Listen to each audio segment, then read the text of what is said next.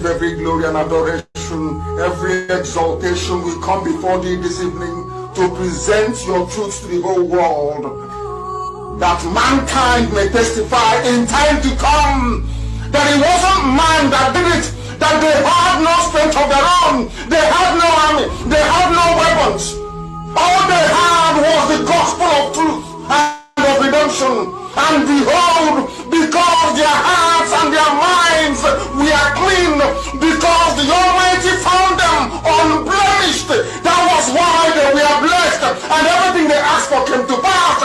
That was why this same generation, this very Ipob shall endure, for flesh cannot be mortalized, but the truth of the Most High, who is timeless, who is ageless, shall prevail.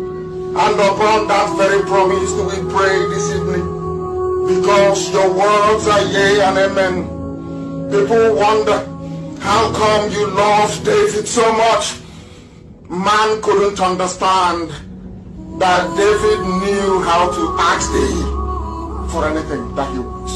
There was nothing that David ever asked for that he didn't give to him. That same secret is what we have. That is what we present before thee, to the hearing of the entirety of humanity this very evening, morning, noon or night, depending on where you're listening from. That we make this proclamation that your words are yea and amen, because you are God. Anything you say must come to pass. You are not man. Anytime, any word that you utter, documented by the sons of men in the Torah, in the scriptures, must come to pass.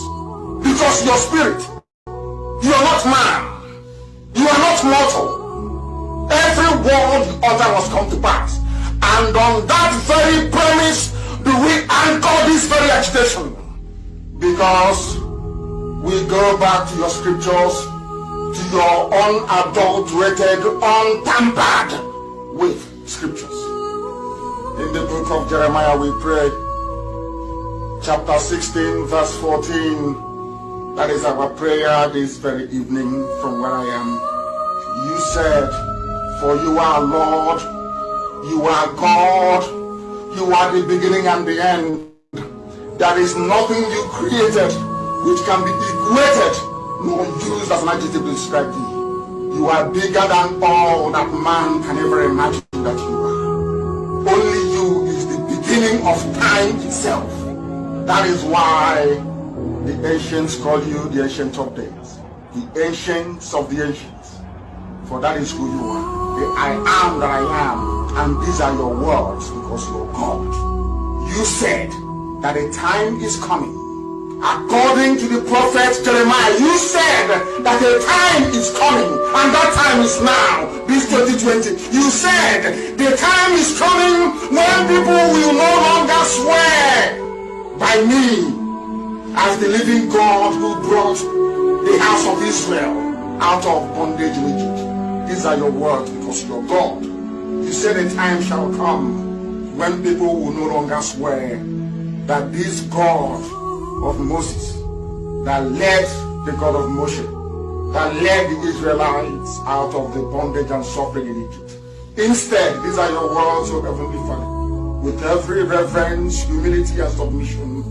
You said, instead they will swear by me as the living God, because you are living, everlasting, eternal, who brought his people out of the northern lands, out of the bondage from the north, for we inhabit the south. We are from the southeast. Oh Heavenly Father, you said, no longer will we remember you as the God of miracles that brought Israelites out of Egypt. We shall know thee as the God that delivered his children from the criminals and darkness from the north. These are your words. And you were talking about Biafra. We are now going to swear by thy name and say, this God of Biafra that led his children out of the iniquitous existence which Britain fabricated for your children. And you said we are going to return from where you scattered us, from where they are killing us in Indonesia, from where they are killing us in Malaysia, from where we have been imprisoned in Brazil, from all the places we are suffering, all the places where we are being humiliated at the moment. You said, I will bring you back to your own country, to the land that I gave your ancestors, because I am God and I have spoken. Say no to the word of God. Upon this we anchor all that we do. We have no strength of our own. Upon your promise that came forth from the mouth of the prophet Jeremiah 16:14, you said, I will deliver you from the bondage from the north. The world will no longer say, this God of Moshe that led the Israelites out of Egypt. They will say, the God of Biafra that delivered them from the forces of darkness from the north. You were very specific. You said from the north. And you are God, and may your name be blessed forever and ever. He said,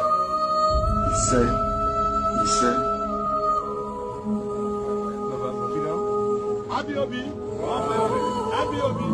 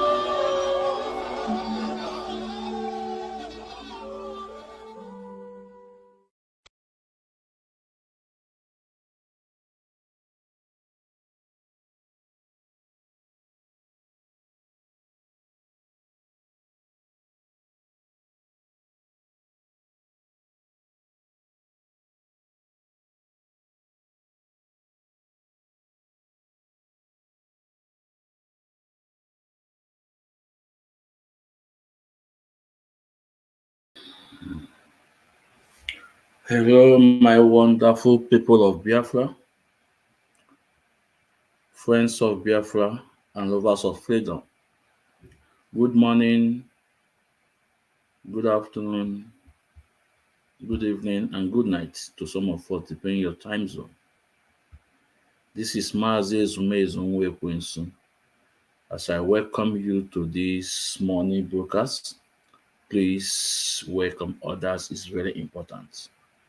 Please welcome others. It's very, very important.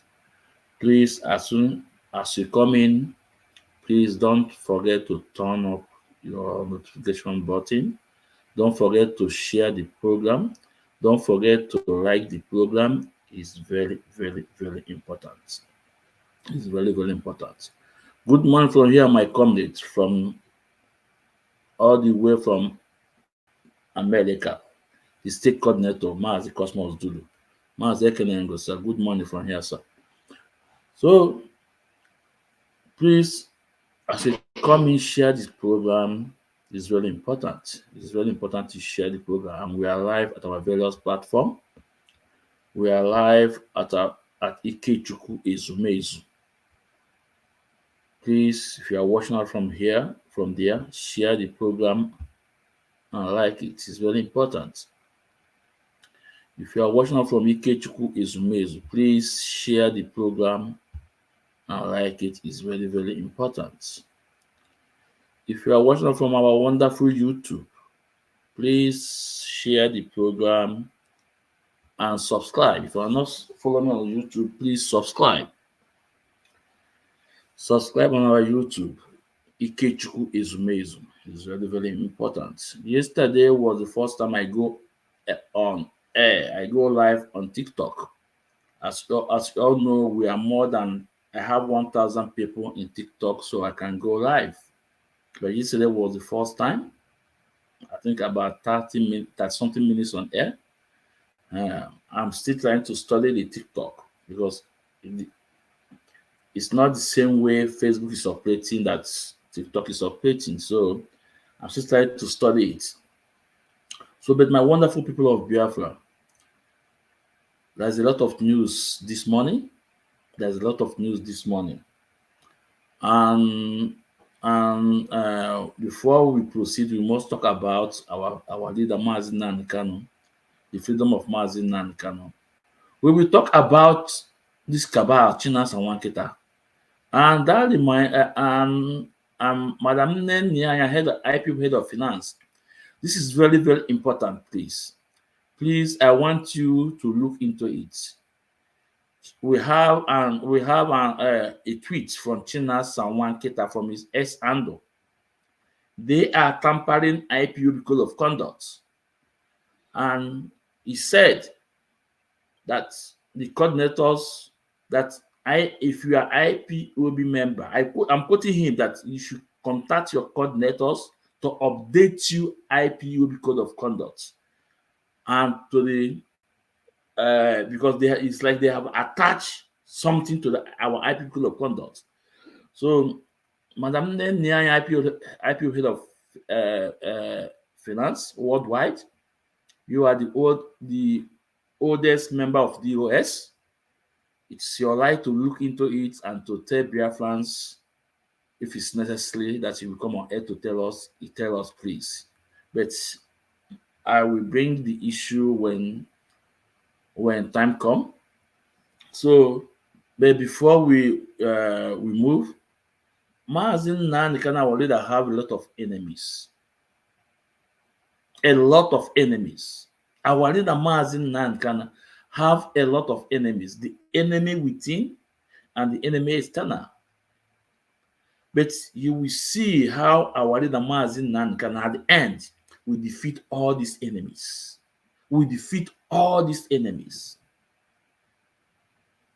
We saw some days ago former IPOB deputy leader, the ex-leader of IPOB, the ex-deputy leader of IPOB, which Mazi Uchemefo, how he come on air to unleash attack on our leader again. We will talk about it, and we see what is going on about the protest they are trying to organize. We see how they are trying to target, how they are trying to link it to IPOB. We'll talk about it. All those people, you people will watch how Chukwu Okike Abiama will destroy them all. Okay. You will watch how Chukwu Okike Abiama will destroy them all. We are one IPOB, one DOS. We have one leader. So, my wonderful people, please share this program as it coming. And for those of you that are not sharing my program, or for those of you that we are told not to go and watch Mazi Ezumezi, or not to share Mazi Ezumezi's program, do you ask them why? Do you try to find out why are they telling you guys not to do so? Mazi Nnamdi Kanu taught us how to ask questions. Mazi Nnamdi Kanu, our leader, taught us how to stand before our enemy. Now, ask them, why are they running away from Mazi Ezumezi? Why are they afraid of him? Mazi Ezumezi have called them for a debate. Let's come on air to whatever you want to talk about. Let's enlighten our people, or let's tell the stories for Biafrans to decide that they are running away. They are running away from it. You know why? Because they call us in the code of conduct, and they call us in the 5%. And they know that we have the facts. They know that anything we say will bring an evidence. And that is why they are running away. They cannot stand our debate. We have called them so many times. This thing you are trying to brainwash our people, this story you are dishing out, this propaganda, okay, come on air, let's talk about it. If what I'm saying is lie, Biafrans will know. If what you are saying is lie, Biafra will also know. But they try to push you away, not to get close to the gospel. They say, no, don't go there, don't go there. In the various WhatsApp group. And Mazi Zumeza don't belong to WhatsApp group, except one. One WhatsApp group. And I was there because of the people that are there. I don't belong to WhatsApp group, except one. Because I know what they are using that WhatsApp group to do. Different WhatsApp group. That is where you will hear a lot of propaganda, a lot of lies, how you will go and attack this person, how you will go and attack this one. That's not the reason WhatsApp group was created. WhatsApp group was created to connect people, to pass message, not to use it to destroy whatever you are fighting for. No.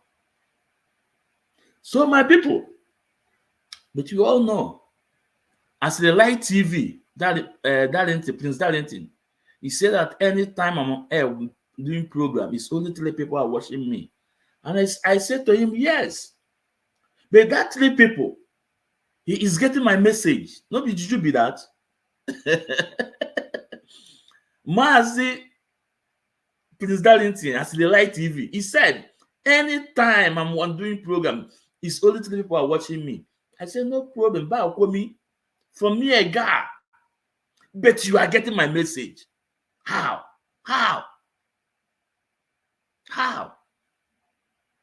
You are getting my message. That tells you that no matter how you try to suppress the truth, no matter how you are trying to cover the truth, you will not. You can't. You can never suppress the truth. It can never cover the truth. It can never cover a pregnant woman. It's impossible. It's impossible. And he's threatening to pull down my pages. And I said to him, go ahead. He pulled it down. We'll create another one. Because my followers, the hardcore, we are organic. We know what we are doing.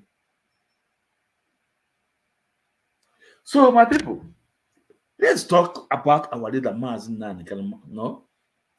Why is still wasting time for the governors to go to the president? Or why is he wasting time for the president, Bola Ahmed Tinubu, to talk about to release Mazi Nnamdi? It's just a question.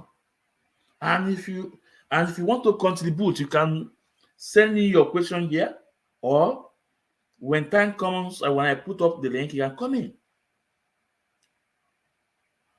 Why is the Southeast leaders, the governors, wasting time to give us the updates about our leader Mazi Nnamdi? And why is the presidency, Bola Ahmed Tinubu, wasting time to release Mazi Nnamdi? Because Papa, Mama, sister, brother, Omaka, they are all said, release Mazi Nnamdi. From the north to the west to the south to the east, said, release Mazi Nnamdi. The courts have said, release Mazi Nnamdi. So, Bola Ahmed Tinubu, what? Why wasting time? Okay.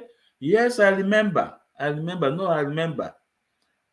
You are still negotiating. You are still talking about with the British government, right?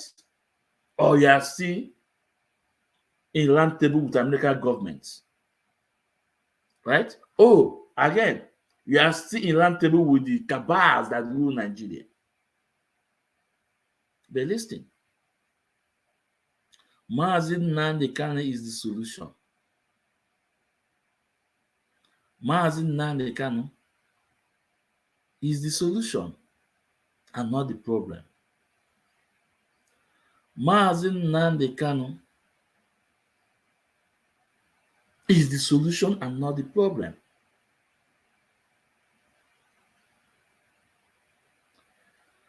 You can never subdue Mazi Nnamdi Kanu because whatever he's doing is not out of hate, but it's out of love. And he was born to do this. He was born to liberate his people. Since the creation of that country in Nigeria, or since the independence, our people has been massacred. Our people has been subdued. So all kind of maltreatment. And you can never hold down people forever. So, Bola Ahmed Tinubu, you must release Mazi Nnamdi Kanu. It's a must. Because he's committed no crime. You committed no crime. You must release Mazi Nnamdi Kanu. This is the fact. Mazi Nnamdi Kanu is fighting for his people. Mazi Nnamdi Kanu is the man of the people. Whatever Mazi Nnamdi Kanu said is out of love for his people. Whatever Mazi Nnamdi Kanu said is to save his people. And the evidence is there. We have heard it from the northerners that they said that foreigners have been in Nigeria, claiming land, grabbing land, sacking people from their communities. This is one of the reasons coming of Mazi Nnamdi Kanu. You have seen it in Benue State. Communities being sacked. People being people being living in camp. Just because of what? The invaders. And Nigeria government cannot do anything about it. We see it in Plateau, in Benue State, in Southern Kaduna, in Yobe, in the Middle Belt. How will indigenous people, being slaves in their own country? How? And we say no to it.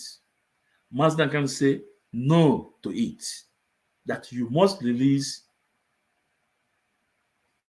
his people. You must let his people go. And remember what Soyinka said. You cannot stop people that are determined with guns and bullets. It cannot stop ideology with guns and bullets. Never. When the war ended in 1970, after so many years, we rise again. That tells you that he will never stop Biafra from coming. The world will never stop Biafra from coming. I quote Chief Chus Ilegbunam. Chus Ilegbunam said, no people have been massacred more than Igbo people in the world. He said, no people. He said it with everything in him. He said, no people have been more than Igbo people in the world. And if you go and make a research about it, the man is 100% right. They started burying us in Nigeria 1929. Yes, 1929. About women massacre. I think, yeah, if I'm not mistaken. In 1920s, they started buying us. In 1945, they started it in Jos. 1947, the same thing, up to date. Up to date. And you think that the people will not rise up? You think that the people will not rise up? So, Parliament, I'm just talking to you. You must release Mazi Nnamdi Kanu because he's committed no crime. He's a prisoner of conscience. He's a political prisoner. Have you seen any criminal people will be calling the release of him? Never. Even your own people, your own Yorubas, your pressure group too, they have called the release of Mazi Nnamdi Kanu. So, what are you waiting for? Release Mazi Nnamdi Kanu is very, very important. And my people, let's go to Arise TV and let's hear from Ali Ndume what he said. And after his outing on Arise TV, guess what? They came after him. They came after him. But let's listen to him. It's very important. Arise TV, permit me to use your videos to, educate my people. Thank you so much. Excuse me.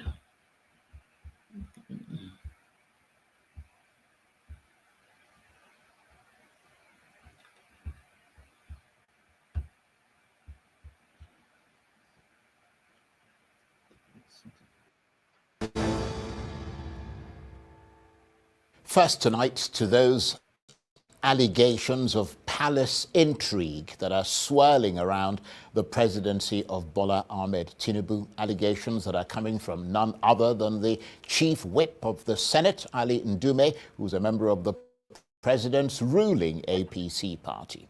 Senator Ndume says the presidency has become like a besieged fortress threatened by all kinds of plutocrats who, he says, have caged the president and are transmitting lies back to him and bypassing those like himself who can tell the president the true state of affairs in Nigeria. To hear Senator Ndume, an immense manipulation is taking place in the presidency amid a gathering storm of insecurity, the dramatically rising cost of living, growing hunger in the land, and the spectacular inability of the administration to address this multi-headed crisis. The president, Senator Ndume, said, was not in the picture, has no idea what is happening outside the presidential villa, and is unaware of how angry and politically volatile the country has become. So how much is Senator Ndume's urgent call likely to strike a chord with the Nigerian people and ginger up decisive government action to prevent what he says could be a humanitarian catastrophe? Well, for more on this, I'm joined now in the studio by the chief whip of the Nigerian Senate and senior member of the ruling APC party, Senator Ali Ndume. Thank you very much indeed for coming in. Thank you very much, Charles. Lovely to see you again. Yeah, it's been a long time. Indeed. So according to you, a troublesome situation for President Tinubu, and very strong words from you in reaction. Tell us more about why you've decided to launch this broadside against the presidency. Well, first of all, let me honor, as you rightly said, I'm supposed to be one of the top member of this government or the committee. And most importantly, I have this relationship with personal relationship with Mr. President dates back long. We're very, very anxious, looking forward to what and believing in what he said, the renewed hope. And when he came on board, you can see he's somebody that is very anxious about, and that was why he is used to taking some bold decisions. But as I said, and I'm on TV, I speak straight. Indeed. If there's anybody that will, say what I'm saying is not true, can come up tomorrow and talk to Charles. This government is going down, and that is because it's yesterday I did not say it is taken over or polluted by plutocrats. No. If it were plutocrats, it would be better. But this government, and you can quote me on that, is now run by kakistocrats. And that's very, very dangerous. Explain. Kakistocrats? I have it here. You can check the definition. It's a government run by worst, least qualified, and most unscrupulous citizens. I'm not the first one that says. Right, because the reason I mean, you were quoted as saying by several different sources, as saying that the government's been taken over by plutocrats. And I was going to ask you to clarify that, because plutocrats are wealthy people, who are running sort of a government. No, this government is populated by kakistocrats and kleptocrats. Right, okay, kleptocrats. Yes. People who are members of the kleptocracy, who are basically dipping their hands into the till to make all the time. Government for what they can make for themselves. Okay. Unfortunately, that is not what the president personally, as I know him, as I said, is up to. He really meant this renewed agenda hope thing. But you can only do that when you have people around you that are on the same kind of thinking. Right. But this is not what is happening right now. And as you can see, 1, 2, 3 incidences where when the president realizes he is not ashamed of taking decision to correct it. Even when it started with appointments and all that. And the same thing with policies. When they bring policies that the people are against, I give you an example recently with this cyber crime levy. When the president realized that you have not heard about it, he again equally suspended it. What I'm hoping now is that he will look out and get, I don't believe, again I say, that he is in the real picture of what is happening out there. People are angry. You can't imagine the number of calls I received today, including yourself. I called you very early in the morning. Yeah, but what were you saying? Hey, you are yourself again, because you say it as it is and you come. Look, somebody has to do this. I'm 64 years old. I thank God for everything. And I think what is left to me as a politician or expected of me is to speak out the truth to whoever he is. Well, that's one of the reasons you were elected into office by people. I mean, the idea is that you're supposed to represent them truthfully. Yeah, and that's what I'm trying to do. So you speak truth to power. Now we have a big challenge, and that is the threat of hunger and food scarcity. It is not only that the prices or inflation has gone up to 40%, but it has gotten in some places where you will not, with your money, you won't find the food or the items you want to buy. That is very, very dangerous, and Nigeria has never been included in the countries that face severe food crisis or food insecurity. But this time around, check the figures. Recently, published by UN, World Food Program, Action Against Hunger, CADE Harmonize, they rank Nigeria as one of the hotspots. And for people like me, I have to be scared. As I told you, I'm 64 years old with 10 children and 20 grandchildren. I don't have passport or visa to anywhere. I don't have, you have more than one passport, I know. But what do you mean I have more than one? I know you We're not talking about me, we're talking about you. You stay in Nigeria, you stay in London, and you can go to London tomorrow morning. I cannot do that because I don't have visa to anywhere.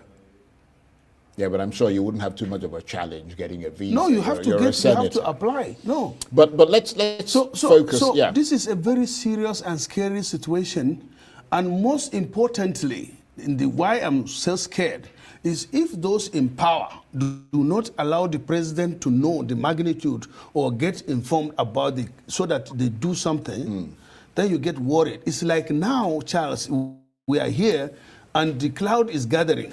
And I say, Charles, it's going to rain. You say, no, don't worry. Then that is scary. I think you've made some very interesting points there. On the other hand, of course, the people who are in the president's backyard, if you like, inside the presidency, would make the argument, would dispute what you're saying. They would say, for instance, that the president has been holding a meeting about the minimum wage thing with labor union leaders today. Surely he must know. No, that is not the reason why they're talking. I mean, he must know that, you know, the reasons why they want a higher minimum wage is because of the conditions in the country and all the rest of it, and they would be speaking directly to him. So he can't be that shielded from the facts, can he? I mean, he must know what is going on. Well, if you say so, but I don't see so. Or anything the president does is something that can be seen. If you know the president before now, then you know that the whole scenario has changed. This is somebody, he stays in Lagos. If you go to Bodilon, anytime, any day, anytime in the night, you can go to Bodilon 2 o'clock. And in most cases, you find President Bola Ahmed Tinubu, you know, receiving people in and out. If you come to where he stays in Abuja here, Lagos, in the Lagos house, you will know from when you take a turn whether he's in town or not, any time of the day. There are times you can go there 3 in the night and you'll meet him there.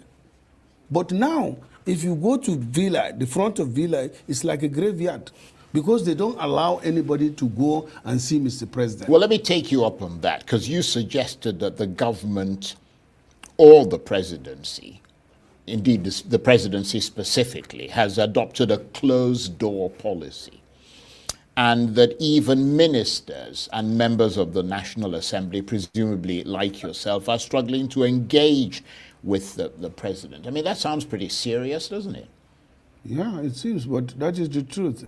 The only thing, you know, the news media put certain things not exactly the way. So now that I'm talking to you, hear it from the horse's mouth. Absolutely. In every government, it's like that. You have the gatekeepers. Those who want the president to know everything and to have other opinions would even encourage those that matter in the government to come over because, during Buhari's administration, which I thought was not that good. But if you compare this now to Buhari's regime, you will give Buhari a thumbs up. Because well, some would say that would be rather difficult to do. You know, because at least he opens up, people come to see him. I'm quoting, you quote me, and if it's not true, I don't speak just like that. Right. There are some ministers don't have access to Mr. President. The only access they have to Mr. President is when they are maybe invited, and some may not be invited, or when they go for council meeting. And you know, when they go for council, by the time the president goes in, all of them are seated. And the president is the first person to leave. You can't say, I want to, no, that is it. There is a procedure. And then the SGF, who is supposed to be the clearinghouse, I don't know about, I've not seen him most lately. But I'm telling you, Charles, I won't come to the TV or even in private lie.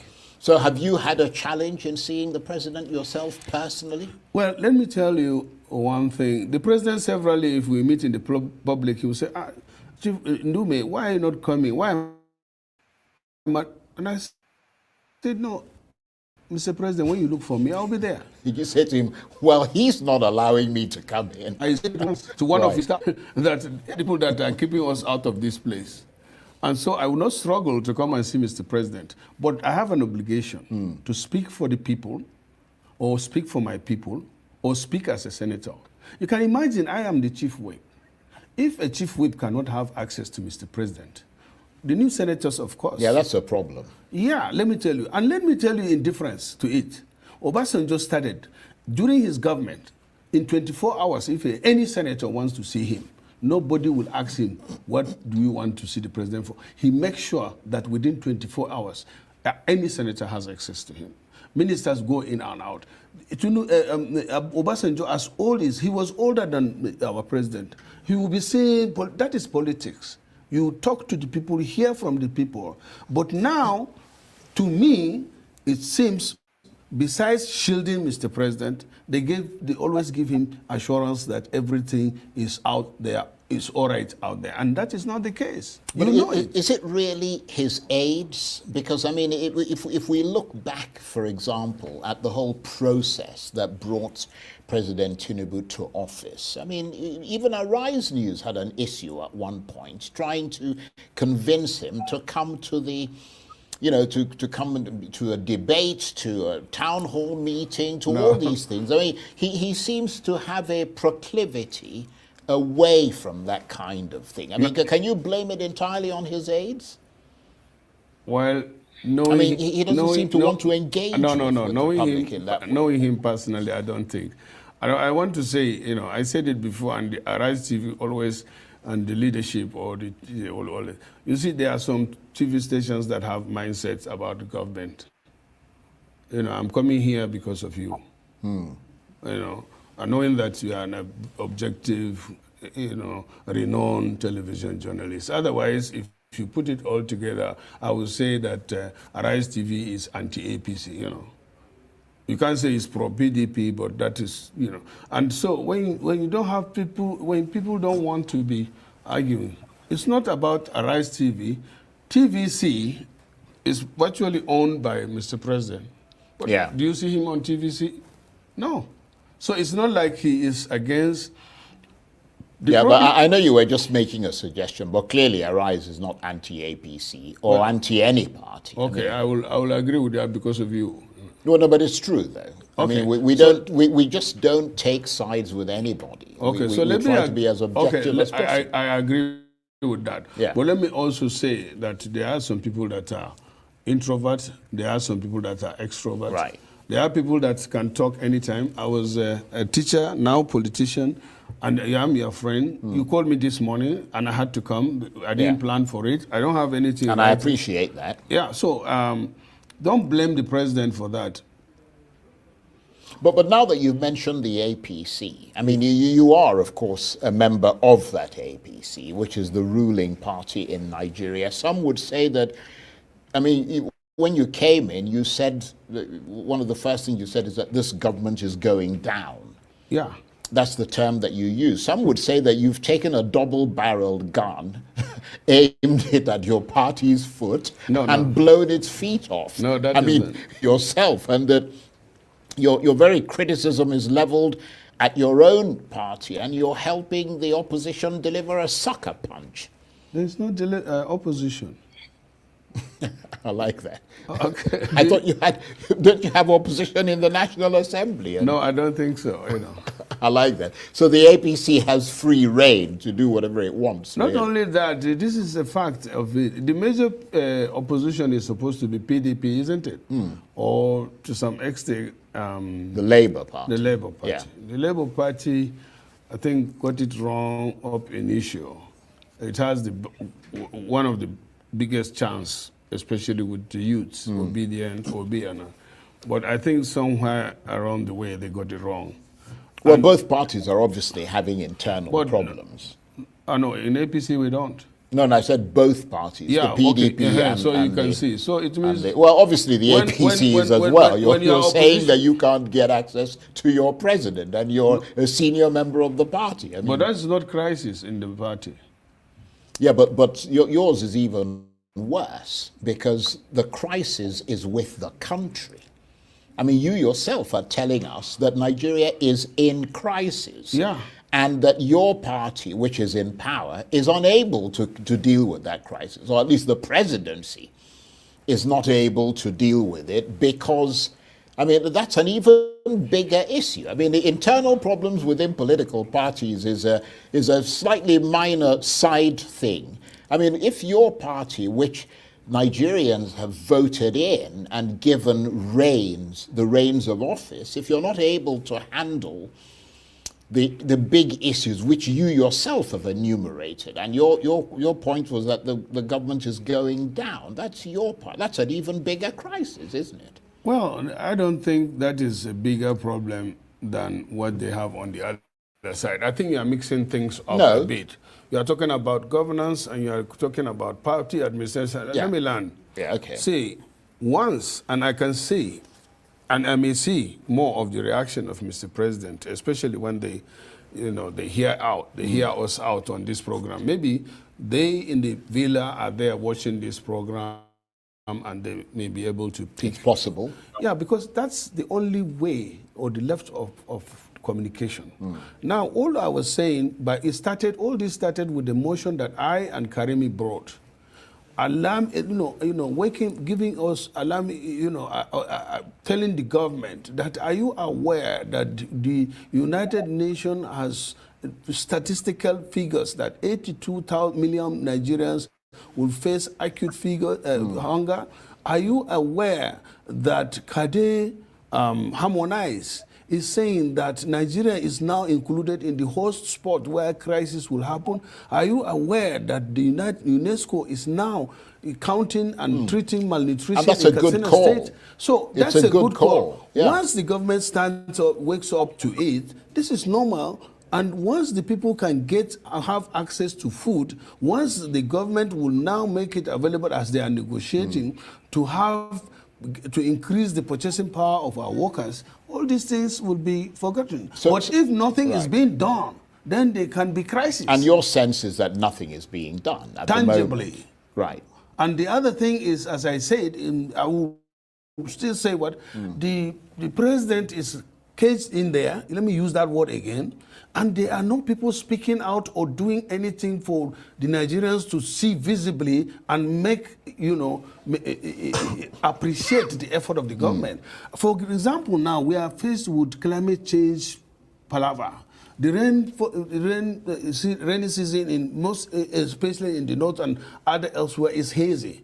But nobody is telling people what needs to be done and what the government is doing. Nobody is talking to the people. That is a problem. That is my concern, as I said. Yeah, well, some would argue that that's not entirely fair because you've got the agencies. I mean, that are in charge. Well, the National Emergency Management Agency, you've got the Ministry of Environment, he's just appointed somebody who used to be his spokesman, I think it's Ajuri Ngilale, as a kind of special climate envoy. I mean, so they are not unaware of what is going on. And I'm not their spokesman. I'm just saying that they're not unaware of what is going on. And every time there's a lot of talk and alerts are put out about the potential for flooding and so on and so forth. So they do try to draw the attention of people to things. But what I wanted to ask you is that looking at the things that you've pointed out and the way things are going at the moment with the economy and with the fiscal situation in this country, the people, as you said clearly, feeling the pinch of it as inflation goes through the roof. Do you believe we're going to see real growth in this country anytime soon? Yeah, it's possible because Nigeria is so blessed with natural and human resources. But no matter how blessed you are and how much... You have to harness those resources. That is the problem now. Yeah. And that's why we are calling on the president to harness those resources. Absolutely. And if for you to do that, you must have people out there that know Nigeria in the first place. So he needs to engage more. He needs to get the right people into the office, and he needs to be a Democrat. This is not allegation. I said this government is dominated by khaki strokers and kleptocrats. Yeah. He needs to dominate his government. But that's always been the story of Nigerian governments, hasn't it? He needs to dominate his government with Democrats. Right. The people that worked for him to be elected. The people that will realize his dream. The people that will look at him in the face and say, Mr. President, this is wrong. Let's do it this way. And he will argue. And he's that person that takes superior argument. But when you gather kleptocrats and you gather kakistocrats, the end result is what defines them. And your point is that this is a bad time for that to happen because the country is going through a major economic crisis. And the government also inherited a very bad situation. Yeah. So you need somebody that is decisive like him, but it is not enough to be strong and be decisive. of course, when you take any action, there must be consequence and there must be something that you need to do.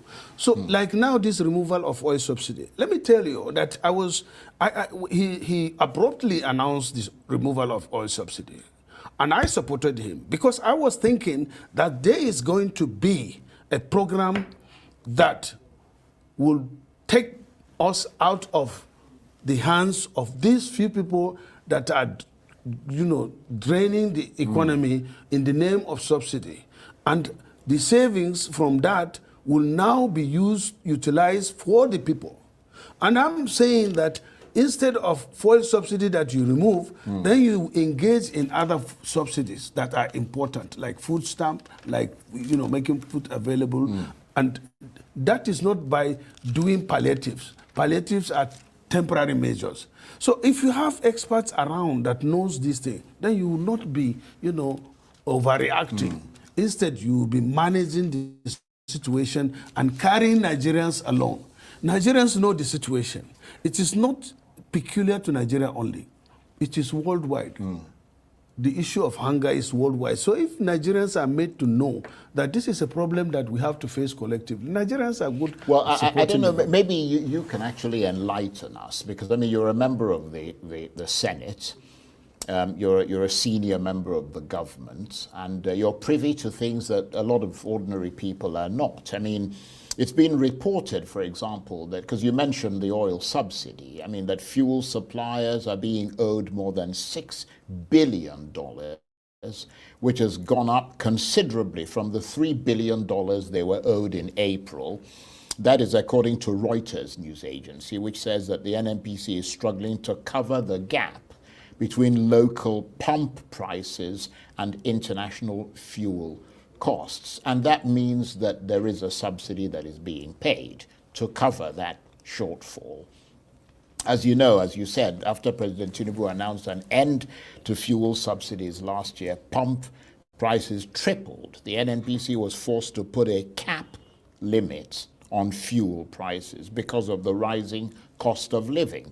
And that cap, added to a crash in the value of the naira, essentially allowed subsidy to return. That's the story that's coming from experts. And according to those industry experts, that subsidy, which we were led to believe, and you're pointing to, we were led to believe has ended, is going to cost at least $3.7 billion this year. So back to square one, in effect. Well, Charles, I must confess that I don't talk ignorantly or I'm not an expert in the petroleum industry stuff, and I was not expecting us to discuss this subject. No, it's because you brought it up. But you don't have to dwell on it if you don't want to. We can move on. Not that I don't want to. Yeah. I always want to talk from the background of knowledge and facts. Yeah, I understand that. But as I told you, I one time asked the GMD of NNPC now that, wait a minute, you said we'll be saving 1 trillion by removing the oil subsidy. I said, where is the money? And he said, there's no money. I said, what? What do you mean there's no money? He said, no. Before the removal of the subsidy, what they're facing is that they have to borrow, or they are running at a loss. So they have, so basically, whatever monies are there will just go to fill those gaps. Yeah, fill those gaps. If they recover and there is profit because they are now a corporation, they will pay the money to the government. And I say, wow, so why are you asking us to make sacrifice? And immediately after that, I was thinking that the Nigerian government, and I still argue on that now, that we are talking about fuel subsidy. Now we have a problem with food. Why don't you introduce food stamps? I'm yet to hear that. And the Senate passed a motion that I brought that they should introduce food stamps. And look, let me say here again, this subsidy matter is not the problem. It is how it is being managed. Right. It is overwhelmed by corruption. But if not, Nigeria, check, the American government right now is subsidizing about 13 interventions, excluding fuel. But they subsidize agricultural products. Yeah, but they have the money to do it. I mean, the reason why everybody kept talking about I don't want you to removing say subsidy no, was because they said Nigeria couldn't afford it. I don't want you to say that. Because let me give you this. Sure. That's why I say I disagree with that. In the whole world today, after Japan, and America is the second largest or highest debtor. They borrow to do what government but they is have supposed enough to do. goods and services. Yeah, but you can't get enough food and services of an economy. It doesn't matter for me to offset that. Wait, what is wrong with borrowing if it will be useful to the people? My problem with borrowing is that if some... So my people, this much we can take this, but let me just interject and just, say something for the video we just played. The reason why I brought this video so that Bola Ahmed Tinubu can get to it too. Your people can get to it too. The people that walk around you can get to it too. Senator Ndume is APC member. But the fact is that everything this man said here is truth.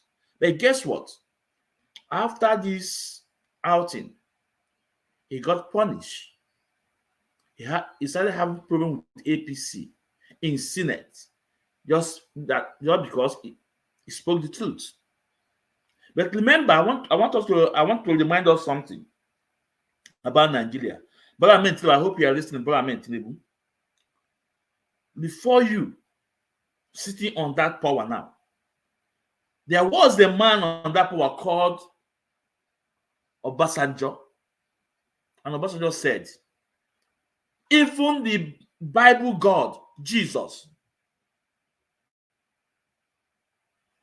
being Nigeria president will not rule Nigeria well. I quote, Obasanjo said, if Jesus, the Bible God, came to become a president of Nigeria, he will not govern Nigeria well. Nigeria will not be okay. To tell you how much corrupt Nigeria is. To tell you that what is only Nigeria is not only within Nigeria, outside Nigeria. That's why Obasanjo made that statement. And Bola Ahmed Tinubu, with all due respect, listen to me. I know that you are highly corrupt. You contributed your own quota in that country, Nigeria. You contributed. But there is one thing you will do. There's one thing we do.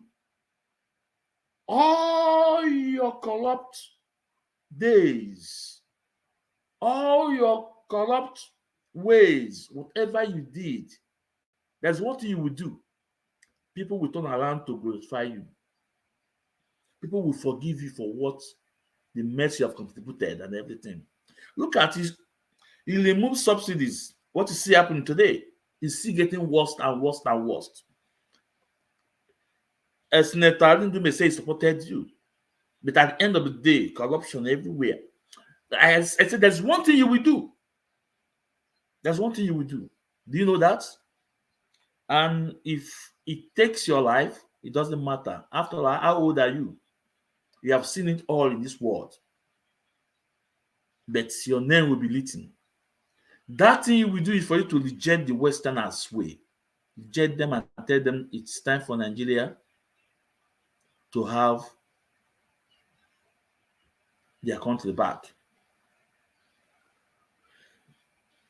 Go back to regional government. Go back to regional government. Make sure you go back to regional government. Release Mazi Nnamdi Kanu. Listen. As a president, one thing you will do, people will say, okay, let's forget about his old ways, what he completed, but at least he have revived Nigeria. Two things. Release Mazi Nnamdi Kanu. The reason why I say that, okay, don't will I say, support Oduduwa or Biafra, I don't know, but go back to regional governments. What we are passing before is in constitution. You have the power to do that. Release Mazi Nnamdi Kanu that done nothing. Go back to regional governments. Third one, tell Nigerians that they have the right for referendum to decide. If you're able to do these three things, you have done it all. Or release Mazi Nnamdi Kanu and make sure, make sure that referendum have been conducted in Nigeria to decide their fate. These things, I repeat, release Mazi Nnamdi Kanu, make sure Nigeria go back to regional government, or bring in referendum for Nigeria to decide their fate. You can do this because the power is in your hands. And your people will rally around you. Listen, you don't need millions of people to support you to do this. Few people move the mountain. Few people move the mountain. And this is why I'm telling you this, because you have seen it all in life. When you are doing this, your life is no more. You have done it to your people because you have seen it all. How old are you? You are more than 80 years. You are more than 80 years. But we still want you to live. We wish you more years. But this thing you must do to turn everything around.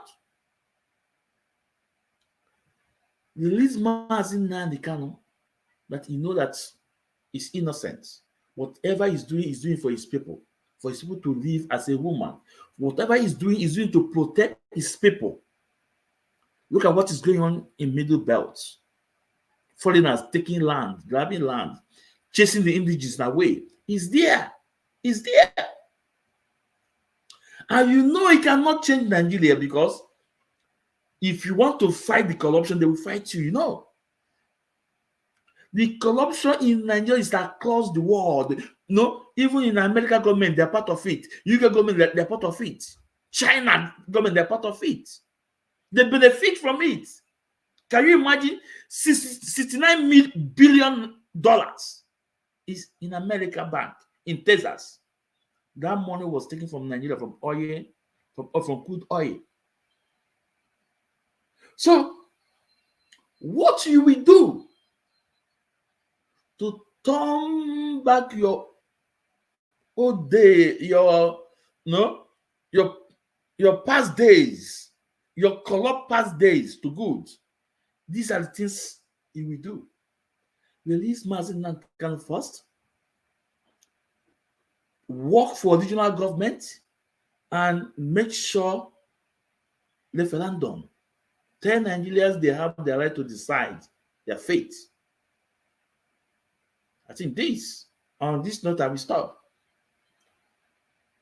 But we are coming again. We will not stop until we release our leader, Mazi Nnamdi Kanu. We will not stop until you release our leader, Mazi Nnamdi Kanu. We will use our little space. To campaign this of our leader, Mazi Nnamdi Kanu. And you must do it. This message for you, President Ahmed Tinubu. Now, my people, we saw a video from former Ipob deputy Uchemefo. We saw a video some days ago. I don't want to respond to the message because Uchemefo is out. It's not important now. It's not our problem now. We have the enemy within that we are dealing with. So Uchemefo, I will say that this enemy external. because onye ọkụ na-agba n'ụlọ ya na-achị oke. But I also thought it's wise for me to tell Uchemefo something, and also to bring a video of our leader Mazi Nnamdi Kanu. Uchemefo came out to praise Chibuze Egwuatu for the stand he take. That tells you that in this struggle, no one can be trusted. Don't trust anybody in this struggle. Don't trust anybody in this struggle. Mazi Nnamdi Kanu is the only one trusted and tested. And that is why people like me will stand by our leader Mazi Nnamdi Kanu. That's why people like me will protect every structure our leader put on ground. That's why people like me will stand by every instruction of Mazi Nnamdi Kanu. That's why people like me will stand and defend IPOB code of conduct. Now, Uchemefo, but before Uchemefo, let's go to Chinasa Nwankita. Let's inform IPOB what is going on. What we saw Chinasa Nwankita posted is very important. Now, let me bring it up. Let me bring it up.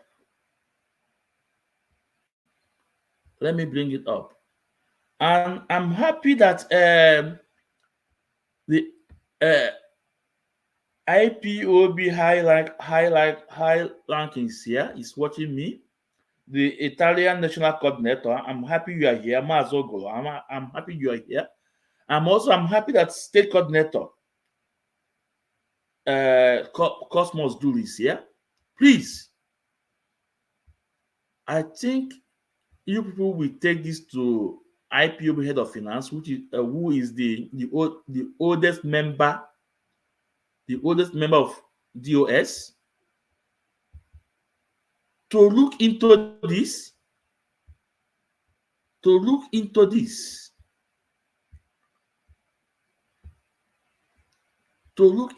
Issue I'm trying to bring up.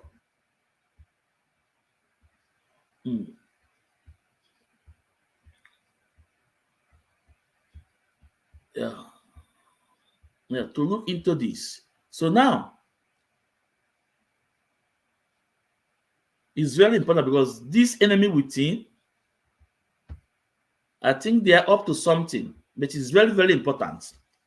Please, the National Coordinator Italy, Mazoglo. This is a Chinasa Nworu S-handle space. Is S-handle's profile. Also, State Coordinator Cosmos Dulu. This is Chinasa Nworu S-handle.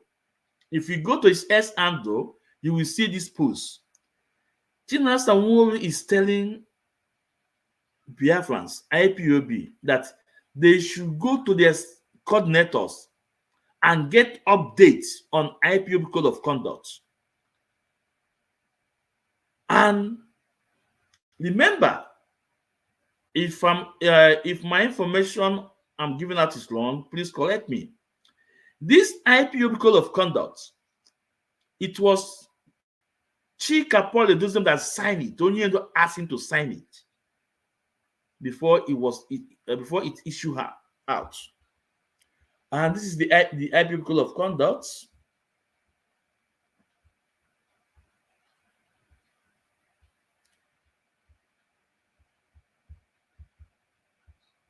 And this is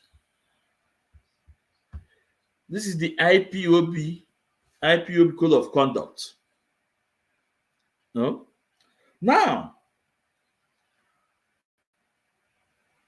have they trying to tamper IPOB code of conduct?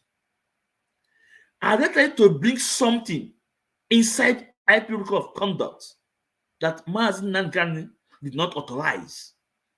So it's very, very important. The National Coordinator Italy, Mazogolo, and State Coordinator, please, you guys should look into this issue and know what these men are up to. know what they are trying to bring in Ipob Code of Conduct. Chinasa Sanwo-Olu is telling them to go, that they have updates about Ipob Code of Conduct. That means they have added something and tried to, tell our people to go and look into it, or maybe they want to use it for anything. Remember our court case in Germany. Remember they said that they are trying to appeal. That's our court case in Germany. So I don't know what they are up to, but now, I believe you guys should take this message to Madam Nyanya. He's the highest DOS member. Inform him if Madam Nyanya, if it is important, if it is necessary for her to come out to tell Biafrans that Ipob Code of Conduct should not be tampered. Okay. If it's not necessary, okay, because I don't know it all, but everything can matter. So I saw this on Chinasa Sanwo-Olu Ando, and I say it's very important I bring it to the public. I bring it on my space to let our people know that this man, these people, this cabal, they are up to something.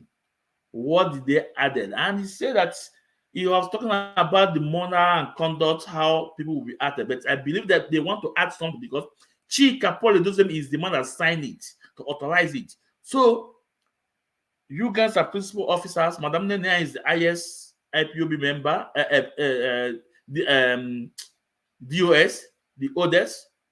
I think we should inform him. You guys should inform him for him to look into it, know what is going on.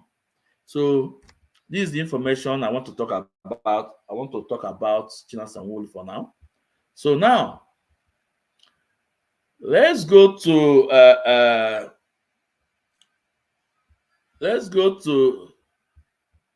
Uchemefo.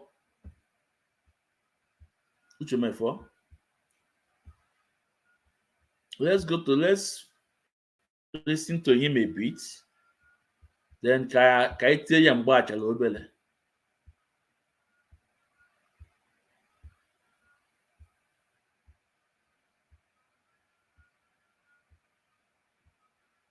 Nnamdi load that thing.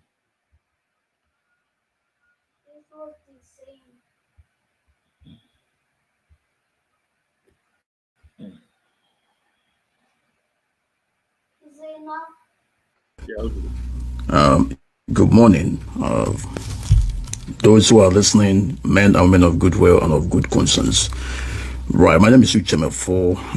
This morning, I want to speak briefly on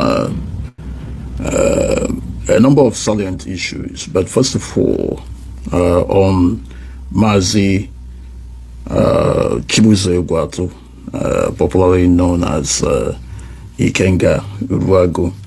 I want to salute the courage of that young man because what is good is good.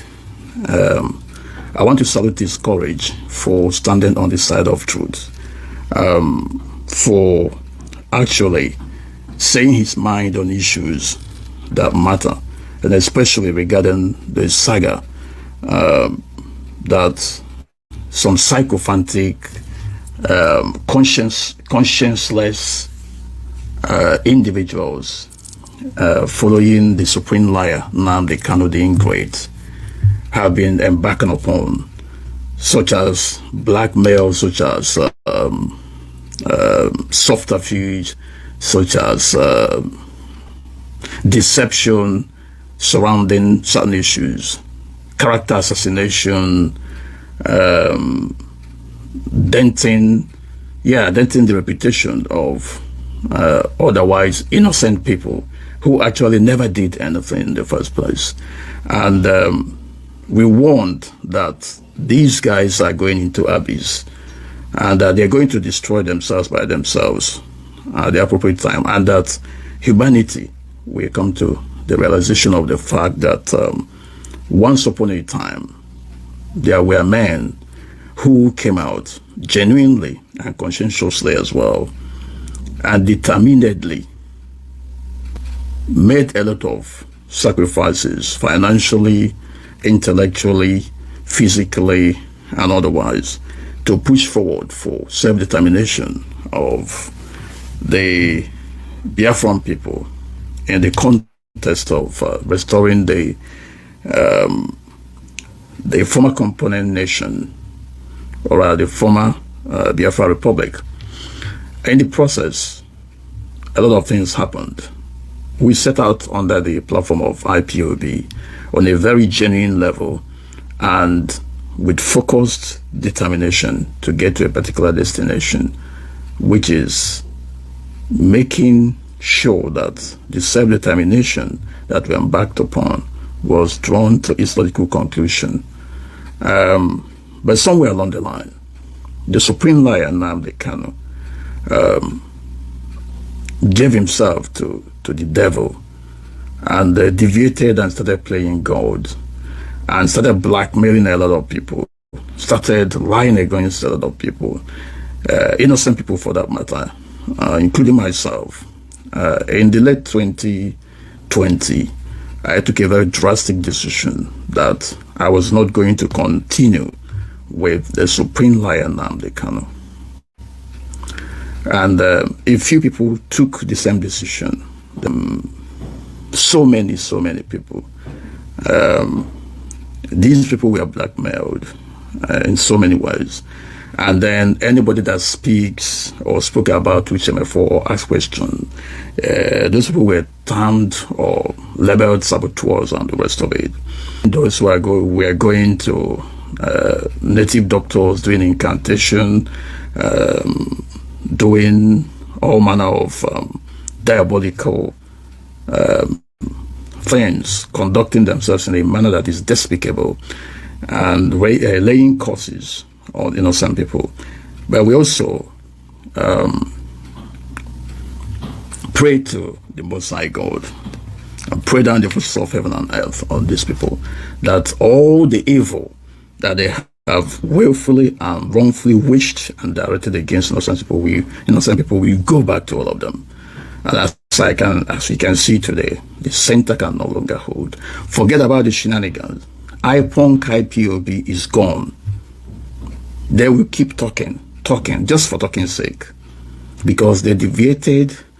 They went against the spirit of the land. They spared willfully. When I say willfully, they. Uchemefo, someone that his friend should tag him on this program. Uchemefo, you should be ashamed of yourself. Ifele megbuogu. Uchemefo, ask him ifele megbuogu. And that is why I say that in this struggle, don't trust anyone. I don't want to play some of your old videos, Uchemefo. What you talk about our leader Mazi and how you praise him, how you say that the woman, the womb that give birth to him is blessed. But today, look at what you're saying about the same man you said you praised some years ago. That's why I said nobody can be trusted in this struggle except Mazi and tested and trusted. Because if our leader was not born for this, maybe by now a lot of things will happen, but he was born for this. That is why things is still standing, fearless before his enemy. That's why his family, they are still standing firm with him. Look at Uchemefo. Look at what is Yabe. Uchemefo, when you step out 2020 out, between 2020 to today, that is 4 years, what have you achieved? What have you achieved? Since Mazi and Kanu don't know how to do it, then what have you achieved? What have you done? You move into open radio with Obido. You move into open radio with him. At the end of the day, what happened? Did that lady fly? Did your template opening that they fly? Nothing.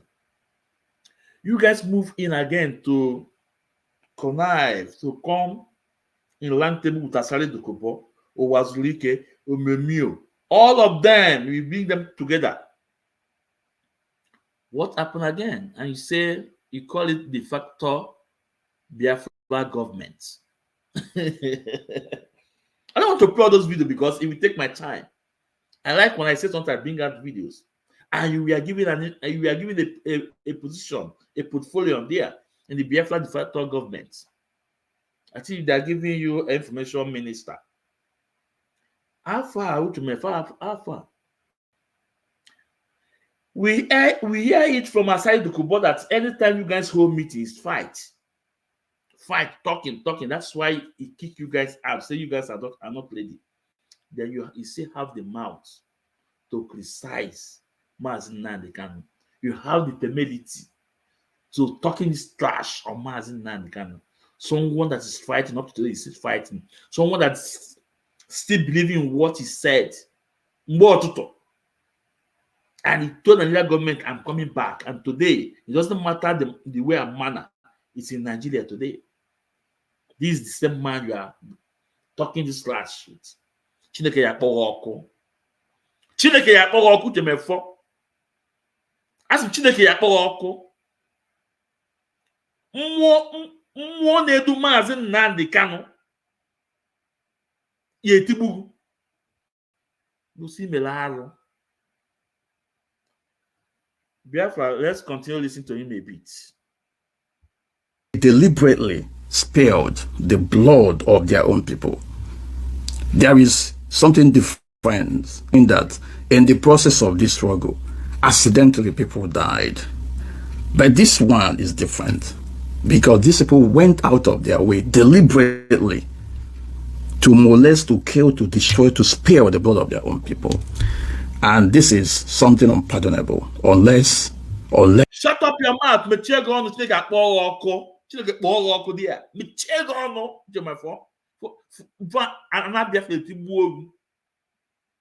There's something different. That's something happened in the way in the struggle or and people deliberately buy people. That something is different between along the line. Something happened. Which for we are responsible for our people in head bleach. Do you know how many souls? You are responsible for it. Because it was on your command that everybody moved to head bleach. Do you know souls that we are buy and throw in River Niger? And you have the temerity to come on media to talk again. Chineke kpọrọ ọkụ dị ya ka m na-agwa gị. Asị Chineke kpọrọ ọkụ and na Biafra chụwa gị. It was on your command that IPOB members moved to Ed Bridge and it was blocked for how many days? Do you know how many IPOB members lost their soul? Do you know how many IPOB members you sent to the land of no return? And you have your mouth. As I said, they are not our problem now. At all. Because only you are enemies, Tana. The only reason why I want to, talk to you a bit, that now. Na nsi digu n'ike ka nkụ na mmaga aka n'ike nsi mma akọpụta na ka ọ ya alọkpụkpụ nsị Chineke kpọọ ọkụ. You want to condemn our leader Mazi Nnamdi Kanu. All your evil plan for all this while ebe ka o lead to. All your evil plan after the factor government is not into politics again. From now in choosing Igbo Biafra, he really puts now. Let's listen to him while I take this time off out. So I'm taking my time. As they come out to confess and to make reparation for all these things, they are going nowhere. So let me not go too far on this. Uchemefo is a saboteur, Uchemefo is this, Uchemefo is that. We agree. But today, we want to know who is the saboteur. Your supreme liar, Nnamdi Kanu, has effectively handed over the Biafra of his dream, of your own dream, to the Federal Republic of Nigeria, to the Nigerian state, to the Nigerian politicians, to the Southeast governors, to Southeast politicians, to the man he falsely labeled Jibril el-Sudani, Muhammad Buhari. Even though Muhammad Buhari, to me, remains the most wicked soul, the most wicked politician after Gowon within the Nigerian political arrangement. And then, of course, Saudi also Sokoto. That Buhari died in 2017, buried in Saudi Arabia in a shallow grave and replaced by Jibril el-Sudani. Right?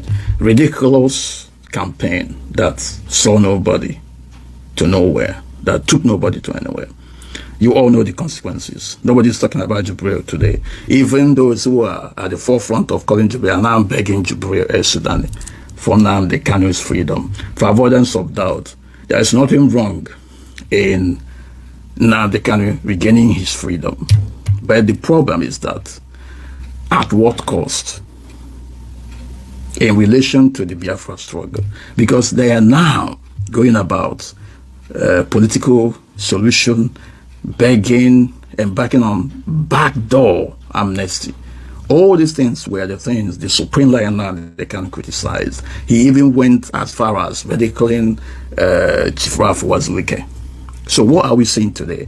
And then went ahead calling a lot of people saboteurs, commissioned some miscreants, some morons to be blackmailing other people. And as you can see today, we cost you that, we played calls on all of you, that all the atrocities you committed will come back to you, and that you will continue to disintegrate into criminal gangs, useless criminal gangs, and that you will continue to fight yourselves. You will continue to destroy yourselves by yourselves. Or nobody is going to destroy you, but you will destroy yourselves by yourselves. Today, you can see them. Some of them are calling themselves by their names, that they are calling them saboteurs without verification. So when you labeled for Jojo Nibe, Mazi, Dr. Mokenko, so many people, saboteurs, where you knew that you were lying. When you were labeling all these people saboteurs, you did not care to verify. But all of you came out, lied, blackmailed, defamed the character, the names of these people, the reputation of these people. Today you want to go back in peace and drink water and sleep. You are hallucinating. All the forces of deception, of what is it called, of blackmail, of killings and. So my people, this much I can take from this annual fair, this idiot, this only thing because I want to address him in one area. He talk about Jubilee Air Sudan, that Onyendu lie, that it was lie from Mazi and Kanu that lead us nowhere and everything. You know, on this video, if you go to his Facebook, he's there. How he's praising Chibuze Guato. And my people listening, it's very important. The only people against it. Like I said before, no one can be trusted. Don't be surprised. At the end of the day, even Chinas and Wankita, we had it on news before that they are in contact with Chinas and Wankita and Chikapole to say that Uchimefo are in contact with them. But I said, okay, I'll try for evidence. But I'm saying this to you guys. Don't be surprised if they become. You will see Uchemefo on the round table with Chinas and Wankita, Chikapole Doziem. Don't be surprised. But now let's go to what he said about the Jubilee, Sudan, something like that. Only is lying. Uchemefo Gent Kebian Live Maznakan Gent. Can you walk about it? Came on when start come out for it. Ọ Maazị Ezumezu na-ekwu nwa ekwensu. Ihe na-apịa ndị mmadụ mpịawa azụ ụtụ eziokwu Chineke.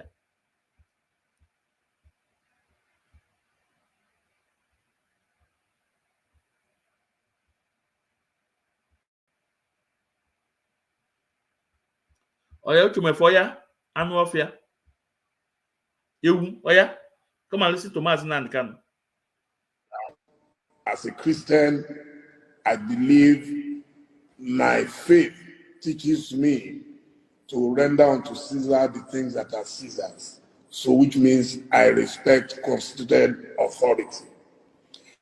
My question is about your best friend, our president and commander. Now, you propounded this theory of a cloned man and that our current president is a Sudanese man called Jibril. Do you agree that your information might have been wrong and you are also willing to apologize to him for that error? Anybody can make a mistake. No, not at all. Buhari is dead and buried in a shallow grave in Saudi Arabia. Aisha Buhari was there. She came back from what they called a lesser Hajj. She was wearing black. She was mourning. If you look at the pictures that were circulated at that point in time, you will see the smug, or should I say, the forlorn faces of northern governors. A minute silence was held at the AU for a late Buhari.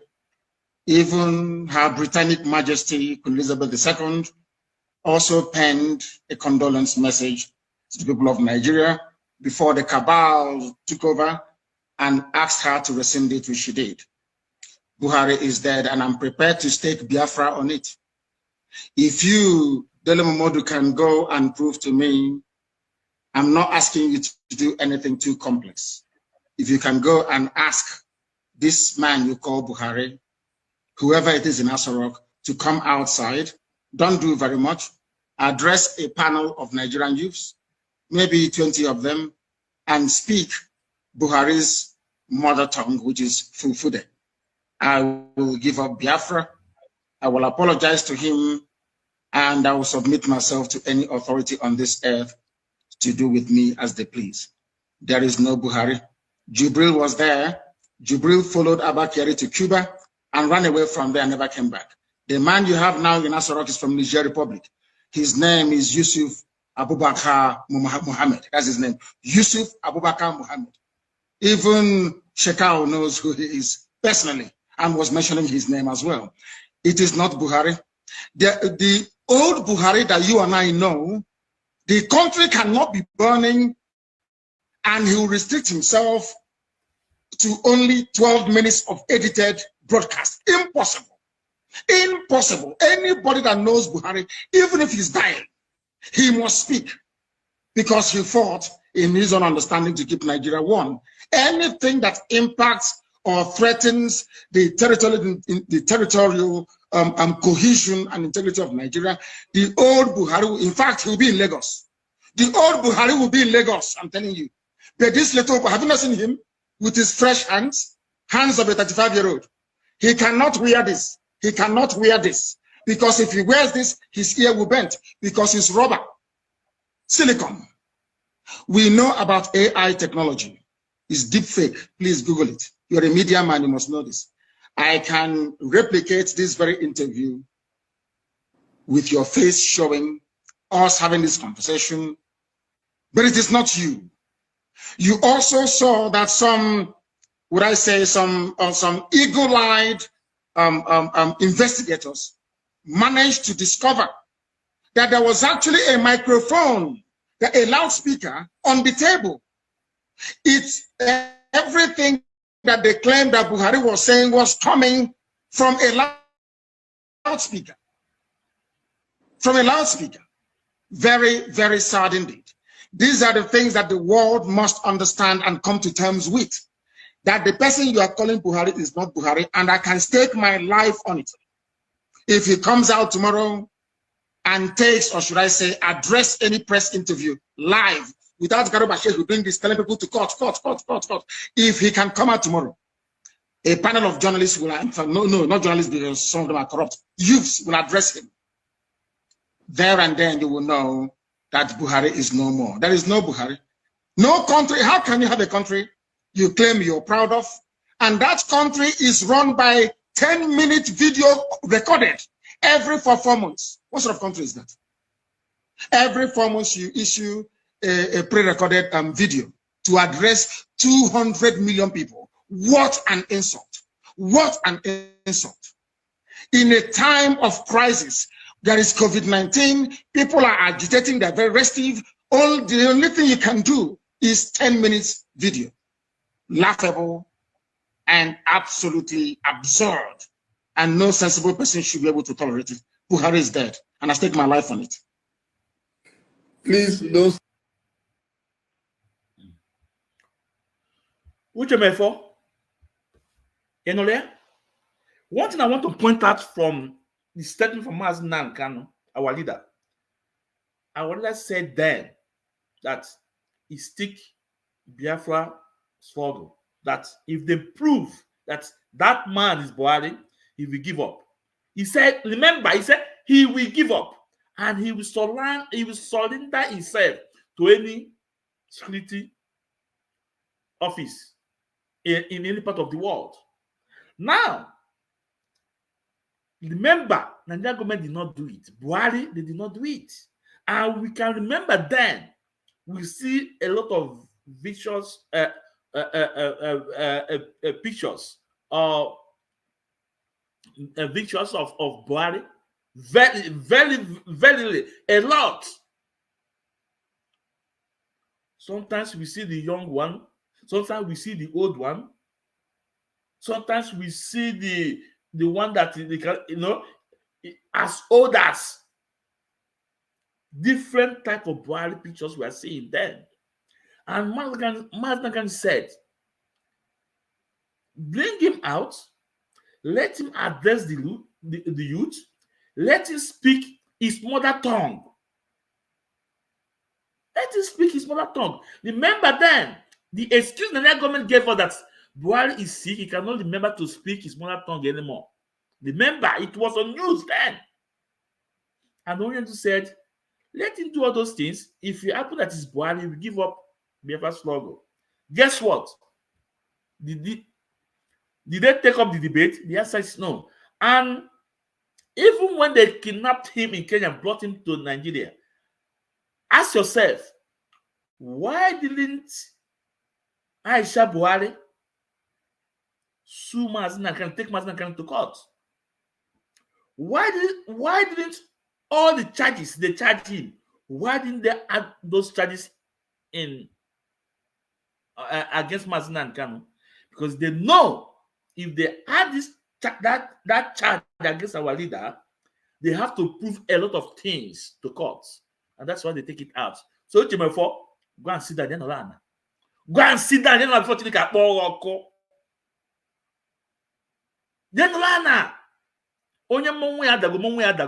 you are gone, you are gone. You are gone and you are gone forever. Nothing. It can never rise up again. All you can do, it can just gather these fallen angels. You guys can yab on the media at the end of the day, nothing. This is what I want to respond to him. And I also want to respond to him that I want to remind him about head bleach. About head bleach. I want to remind him about head bleach. What happened?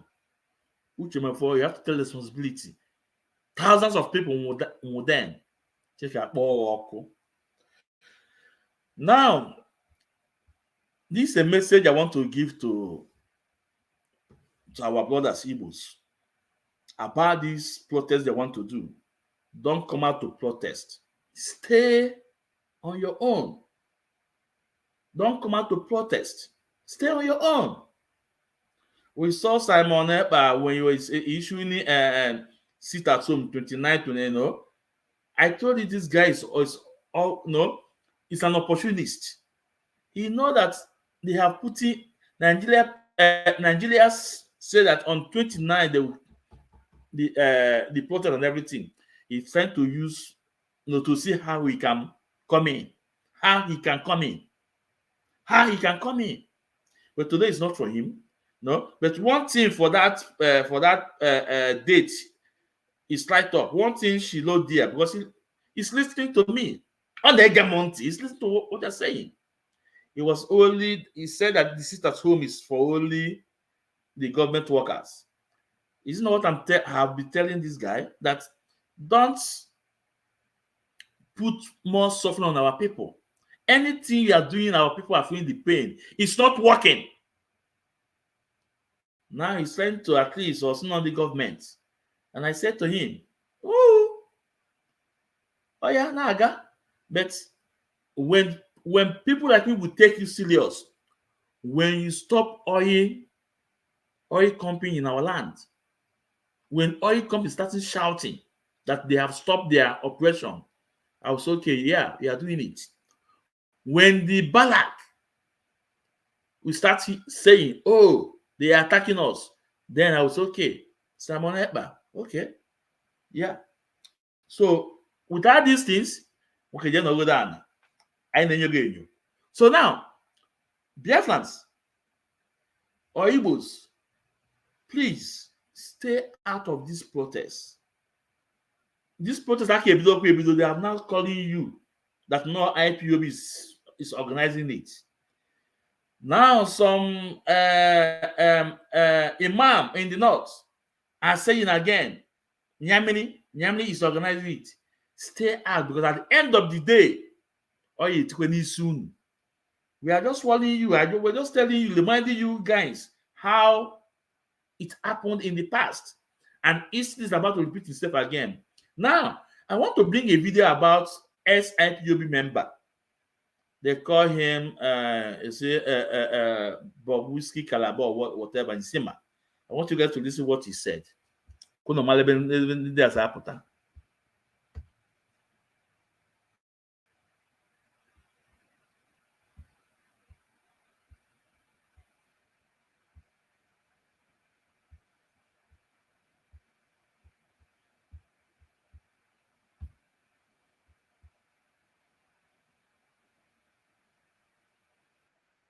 Biafra people, they are the one organizing protests. They say they want to duplicate what happened in Kenya, in Nigeria. Can you imagine that?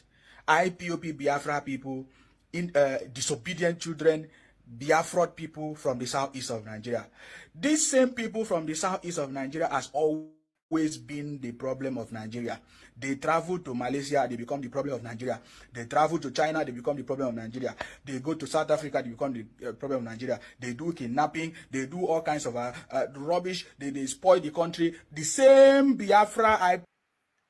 Yeah, I think my people, if you have your question, you can start sending in your question now, and I will put the link if you want to come in. Then on Asidelight TV, we will start It's Matter tomorrow again. We start It's Matter fully tomorrow, because the last that was 2 days back. Yeah, we did not complete the program, so we start Asidelight TV's program tomorrow to make sure we finish it. So now, if you have question, you can send in your question. If you want to come in, you can come in. Let's listen to SIPOB member.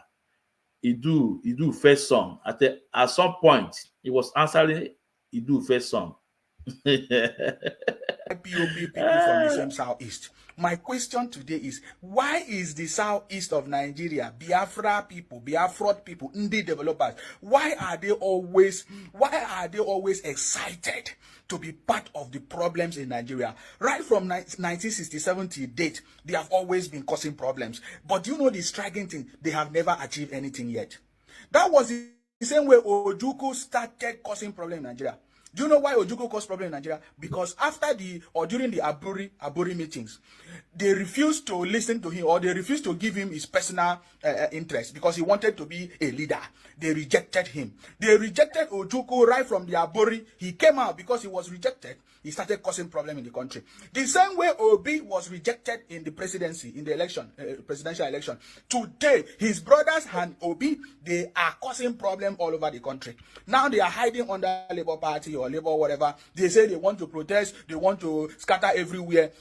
For your information, in case you don't know, IPOP, Biafra people are behind the protest. We can see what they are doing on TikTok, on Twitter. They are forming in their audio, in their meetings. They say they want to burn down the country. I want Nigerians to know, from 1967 to date, IPOP Biafra has been causing problem in this country, yet they have not achieved anything. They started with Biafra. This Biafra game is obsolete. Nobody is listening to all this Biafra tactics that IPOP from the Southeast are using. It is no longer making sense. Please change your strategy, because I've said before, if you continue the same strategy, you can never be president of Nigeria. Obi can never be president of Nigeria. You get me now? So my question is, why is it that all the people from the Southeast of Nigeria, Indie Biafra developers or Indie developers or Biafra disobedient children, they are always, anywhere you see problem, it is from the Southeast of Nigeria. Either they are selling fake product, is from the Southeast of Nigeria. Either they are doing kidnapping, is from the South. Why? What my question is, why? Now, I went on Twitter and on TikTok. I discovered that, wow, look at all the groups, all the meetings that they are doing online. They are all IPOP Biafra from the Southeast, planning on how to burn down the country. Why? My question is, why? Why? Why are you still doing the same thing? When Ojukwu at Aburi, they refused. They turned down his request. He started causing problems. He was forcing people to join him. Today, we can see IPOP Biafra forcing people to join them. And people are saying, no, we don't want to be part of it. They say they force people. They try to force people. Is it by force? We don't want to be. So, right from the time you lost election, you are still bitter. Let me tell you, no matter what you do, up to today, it will not change the fact that President Tinubu is on the throne. With all your propaganda, with all your lies, with all your protests, it will not. President Tinubu is still on the throne. Are you getting me now? That was the same way they hijacked NSAS. Look at what they turned into do. They burn down properties, they do everything, and they were giving commands. Burn down police station, do this, do that. Today, they want to do the same thing. So for your information, in case you don't know, IPOP Biafra people, they are the one organizing protests. They are the one say they want to burn down the country. But this time around, we will never allow them to do it. Go back to your Southeast. Go back to your 5 plot of land. Go back to your Biafra and do your protest there. If not, the owners of the land. My message to everybody is rise up and make sure you will not allow all these IPOP Biafra people to come and burn down your villages. Let them go back to their Southeast. Let them do whatever they want to do in their Southeast. Enough is enough. This nonsense must stop. And for you to become the president of Nigeria, you must apologize to Nigerians for all the calamity and lies and propaganda that you have meted on Nigeria for a very long time. Bunch of criminals. President Tinubu is on the throne, whether you like it or not. May God bless our president. May God bless our Senate president. And may God bless the Federal Republic of Nigeria. Guys, stay blessed until I come your way next time. Bye for now. So, my people, and I've told you that don't trust any man. This guy is ex-IPOB member. From then, he went to autopilot, start working with Simon Ekpa and Nello Freeman. From there, they break out from Simon Ekpa. They start working with Nello Freeman fully. Shout to the you do first song, you do this, you do that, you do this, you do this. Today, look at what he's telling you. Calling us bunch of criminals. That's why he said to you guys, stay away from this protest. And Chukwunonso, he said he did not hear about the protest. Yeah, they are trying to organize a protest on 29th of this month for the hardship that they are facing in Nigeria. So the protest will go around Nigeria, in southeast, in the north, in the all over. So even police, Abuja Police Commissioner in Abuja have said that that people should stay away from the protest, So we are using this medium, this opportunity, telling our people, don't come out. If you come out, they will target you. Look at this guy, what he's saying now. This is how he started, though. IPOB, we are not into this thing. He was trying to connect us with obedience. We stay, so stay indoors or go to normal business. Don't come out for any protest. Any protest in Southeast, go close to the people and know if they are really Igbos. No protest should go on in Southeast. Let us all enjoy the Tinubu government. Look at what he's saying. And it's not only him. An imam in the north. I'm also saying it, that Igbos are doing it. At the end of the day, they will target you guys. At the end of the day, guess what? They will target your shop. They will target your businesses. Stay away. Stay away. Stay away from these people. And Mayun. Remember what happened to NSAS. Like what he said. They want to do what? Loop it around our Mazi account, because I already gave them the voice.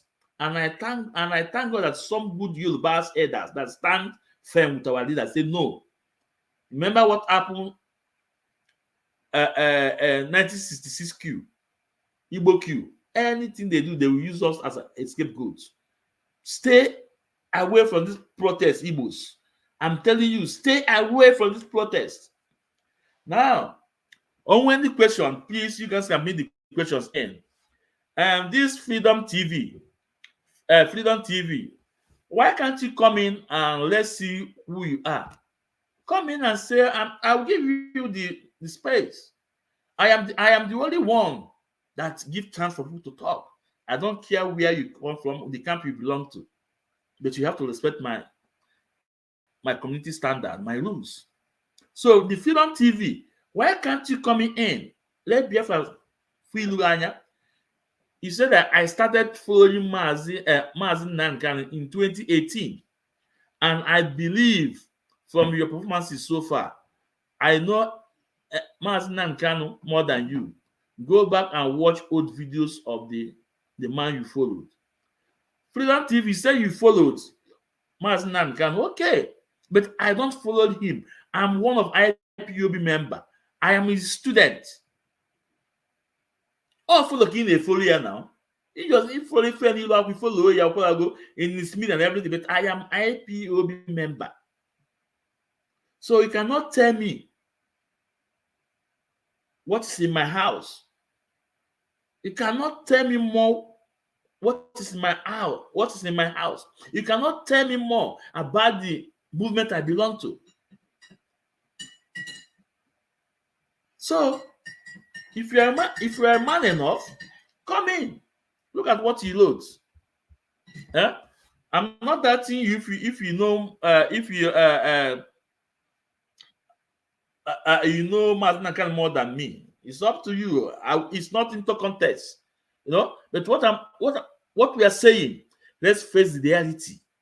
Bring your evidence. Bring your debate up. Come up. Come and tell me how I'm doing it. I'm not doing it okay. He said he followed Mazi Nnamdi, but the code of conduct the man brought out, he don't obey it. He brought out instruction, he don't obey it. But he said you followed Mazi Nnamdi more than me. That is follow him more than me. I think it's the labor that want to do the products. Chukwunonso said, I think it's labor that want to do the products. Well, that is for them. That's not my business. But the video we are seeing around the media, it goes beyond Labour Party. If Sheikh Gumi will also be calling on protests, Sheikh Gumi or Labour Party call number 2. If Sheikh Gumi is calling for the protest too, that tells you all you need to know. If some Yorubas, the market women that say that they are going to naked, that this hardship is too much, that thesis goes beyond the Labour Party. You know, that is it. Isaac Success said, "Can you tell me one A?" Isaac Success, your question is not complete. Can I tell you one word? 1A. Complete your question, Isaac. And the link is there. Whoever that want to come in, you are free to come in. No? So let's see some of your questions so we can handle it before we go. Can you tell me one thing you have done to see our leader? Can you tell me one thing you have done to see our leader is going to come out? Okay, he said. So this is your question, right? Can I tell you one thing? I think maybe I will tell you two things. I will tell you two things. First of all, I will tell you more than two. First of all, I obey its instruction coming out. I obey IPOB code of conduct. When we are doing fundraising, I participate. Fundraising, I participate. I'm on media, talking, putting my face. The whole world is seeing me. You can see, not one I count for you, it's small. So with these 5 things or 4 things I count, this is what I'm contributing. Then you, let me put the same question to you. Please, Isaac Success, tell me, give me 2, what we are doing for our wallet to become to be released. Give me 2, please. This I will mad. You know? So I'm waiting. And I'm waiting for more questions before I go. I'm waiting. So Isaac, I hope I have answered your question. Let me look at your question here. I hope I have given you more than one. I have given you more than one. So we are waiting for more questions before we go. All Mazi na-ekwu ekwensu. If I na-ekwu ebe a wee eziokwu Chineke. And we don't run away from debates. So tomorrow we're going to deal with As the Light TV. Anyị eti ya mgbe achara ya ka ekwuchela okwu ya.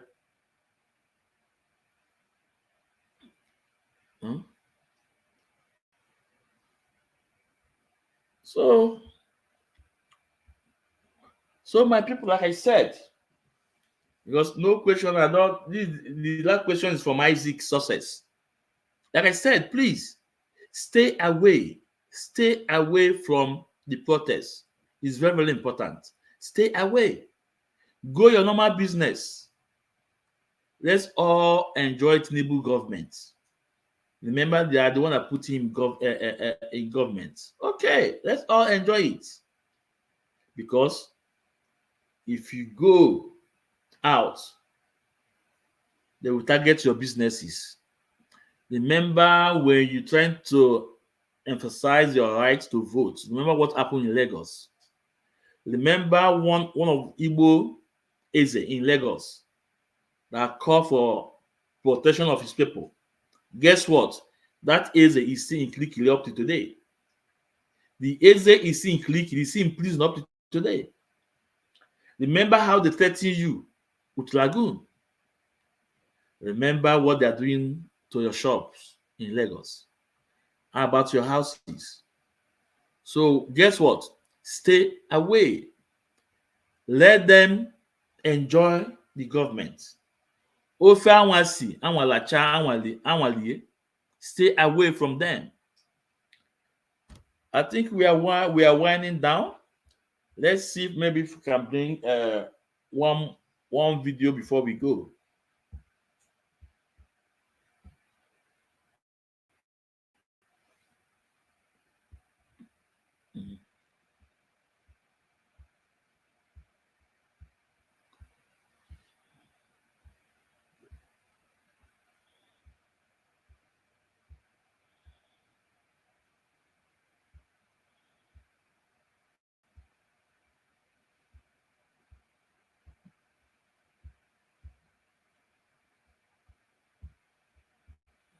I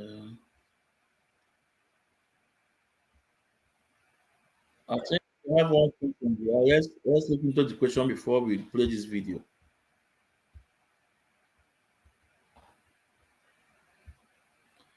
If Mazi Nnamdi comes out and walk with Simon Ekpa, will you by yourself?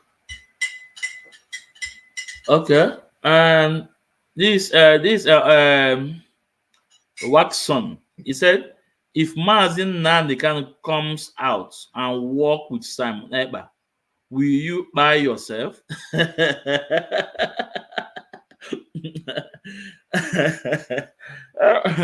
One again, why would I buy myself? Why made you able when I am saying it here without time without number? I say that I believe in Mazi Nnamdi Kanu, and I believe in everything he said.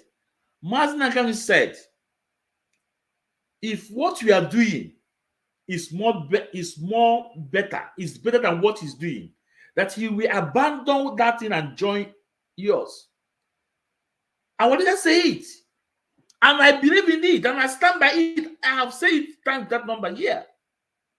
So if Mazi Nnamdi Kanu comes out and say, okay, he's working with Simon Ekpa, I stand with our leader Mazi Nnamdi Kanu. It says as a simple as ABCD. I stand with him. This Mazi Nnamdi I ain't about the truth. So what are you talking about? So why must I buy myself? Oh, they meet that with that kind of mentality. Okay. So also I do like your question. You say if you are not sure on the probability, if. So it's okay. So let's play this video. And this video I want to play here is an Hausa man. I'll call it Hausa man because he's speaking Hausa. I think it's from Kanu State. But maybe he's living in Kaduna State and he criticized the governor. Guess what? He was arrested and be beaten like a baby. And they asked him, you are not from Kaduna State, you are from Kano. Why are you interfering in their matter? That is to tell you the kind of country you are protecting. That's to tell you the kind of country you say you are proud of. They are telling the man that is from Kano, not from Kaduna. You can see divide and rule tactics. If they can do this to their people, they want to say go on.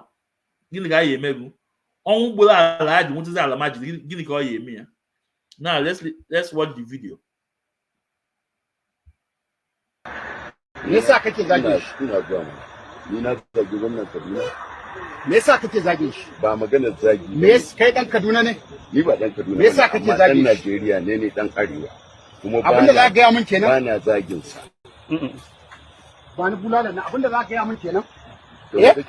Abinda za ka ga mun kenan. Ina fa da ciwon suga. Abinda za ka ga mun kenan. Ina fa da ciwon hawa. Abinda za ka ga mun kenan. Ina fa da ciwon hawa. Abinda za ka gaya min kenan ina fa da ciwon kawai jini abinda za ka gaya min kenan ina fa da ciwon ina ma magana kana gaya min abinda za ka gaya min kenan ina da ciwon zuciya me yasa kake zagi ina da ciwon me yasa kake zagin gwamnati Kaduna wallahi me yasa kake zagi me yasa ba akwai bidiyo ba da kake zagin gwamnati Kaduna sai ne gwamna wasa ne ka zama gwamna mana sai iska sheke kana mu musu kneel down ina da siga me yasa kake zagin gwamnati Kaduna ina da me yasa ayi hakuri kana zagin gwamnati Kaduna na Kaduna ne are you from Kaduna za ka rika zagin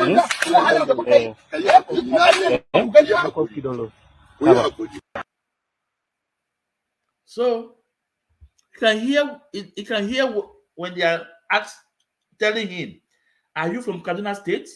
Are you from Kaduna State? You are from Kano.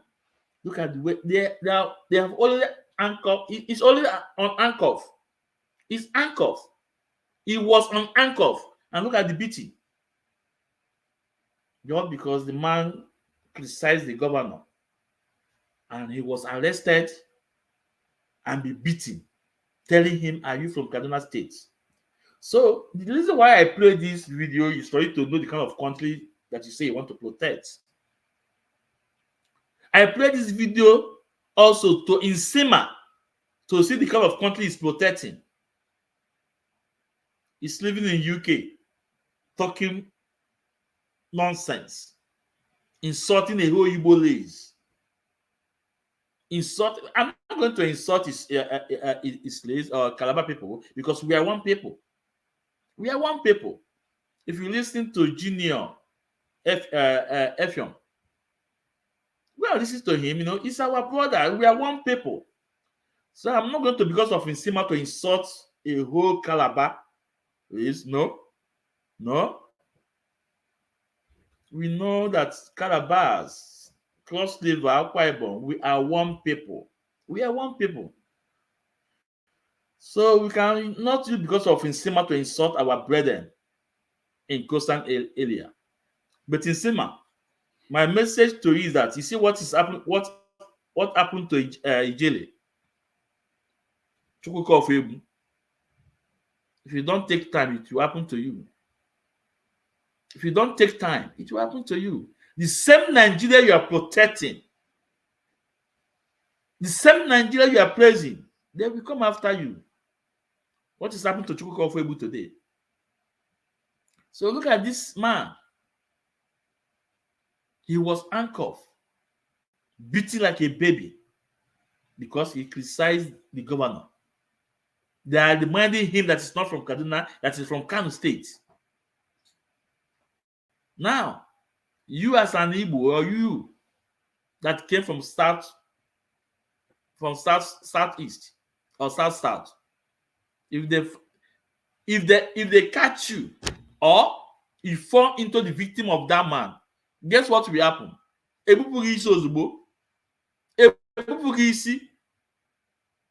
Then they are maltreating him like this just because he criticized the governor of Kaduna State.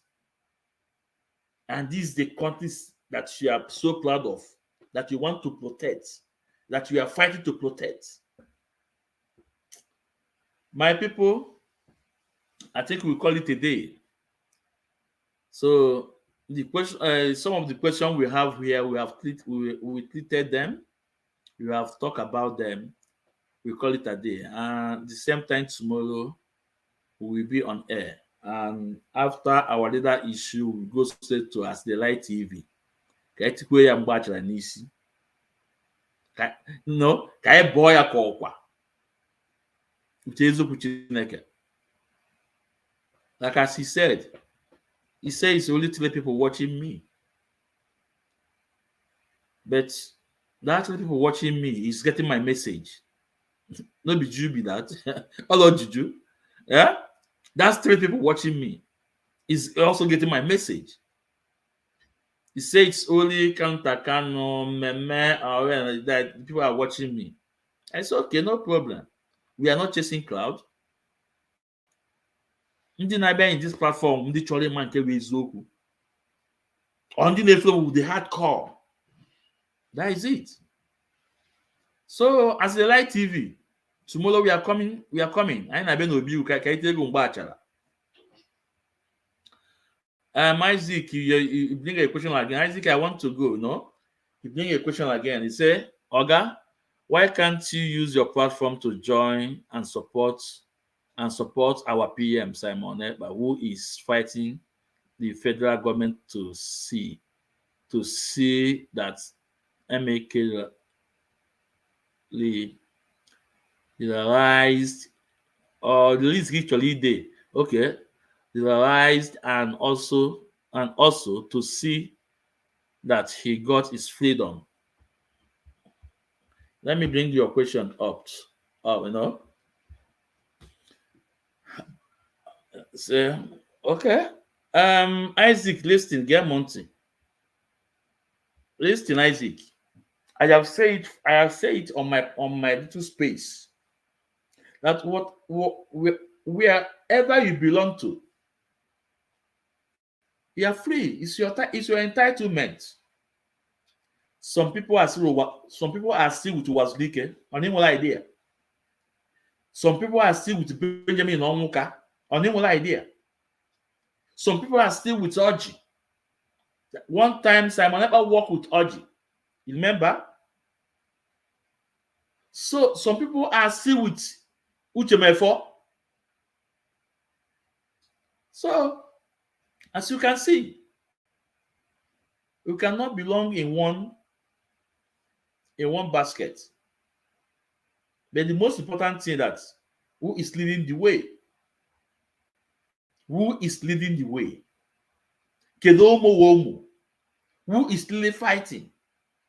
Mazi Nnamdi Kanu say, my leader said also that if what we are doing is more, is better for what he's doing, that he will join you. So, Isaac, Mazi Nnamdi Kanu is my leader. I am IPOB member. One IPOB, one DOS. I am under leadership of Mazi Nnamdi Kanu. You are free to join Simon Ekpa, but we shall meet at the gate. We shall meet at the gate. It's time. Only time. And again, I will put it to you, sir. Simon Ekpa is not fighting federal government. Okay? Therefore,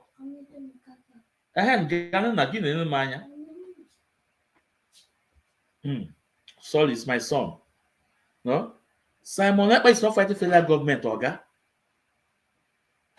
If you look things, if you know it's not fighting federal government. And I have done the program some time ago. Show me one place that federal government have condemned Simon Ekpa activities. None. But you can see in Senate.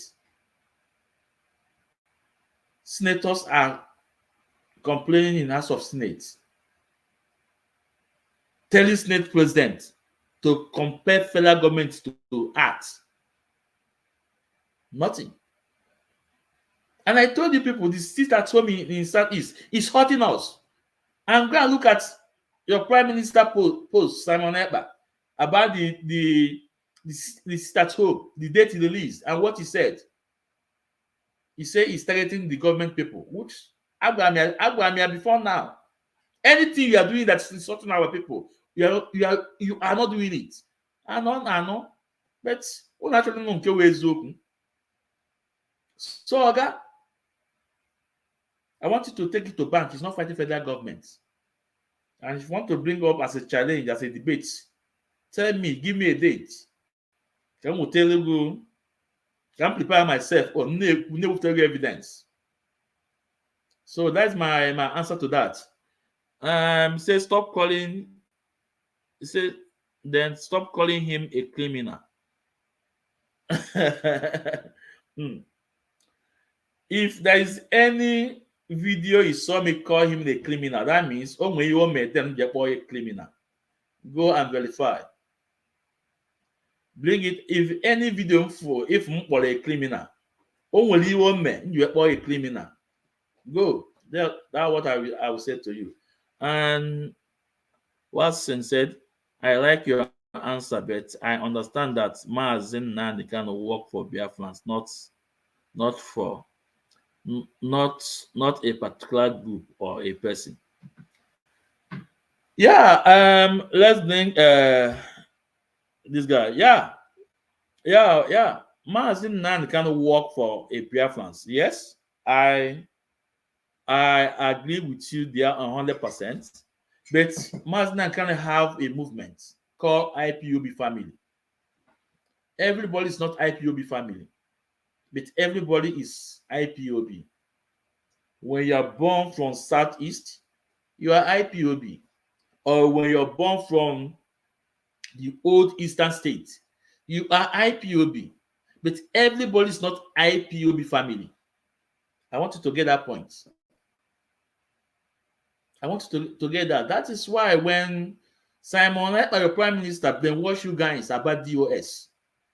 Everybody's talking DOS. DOS is bad. No, they have destroyed DOS. It cannot destroy DOS, Oga. DOS is an office. I'm here to protect it. DOS is an office. Anybody can work in DOS, that department. Anybody can work in there when Onyendu see that you are good enough. And remember what Onyendu said. And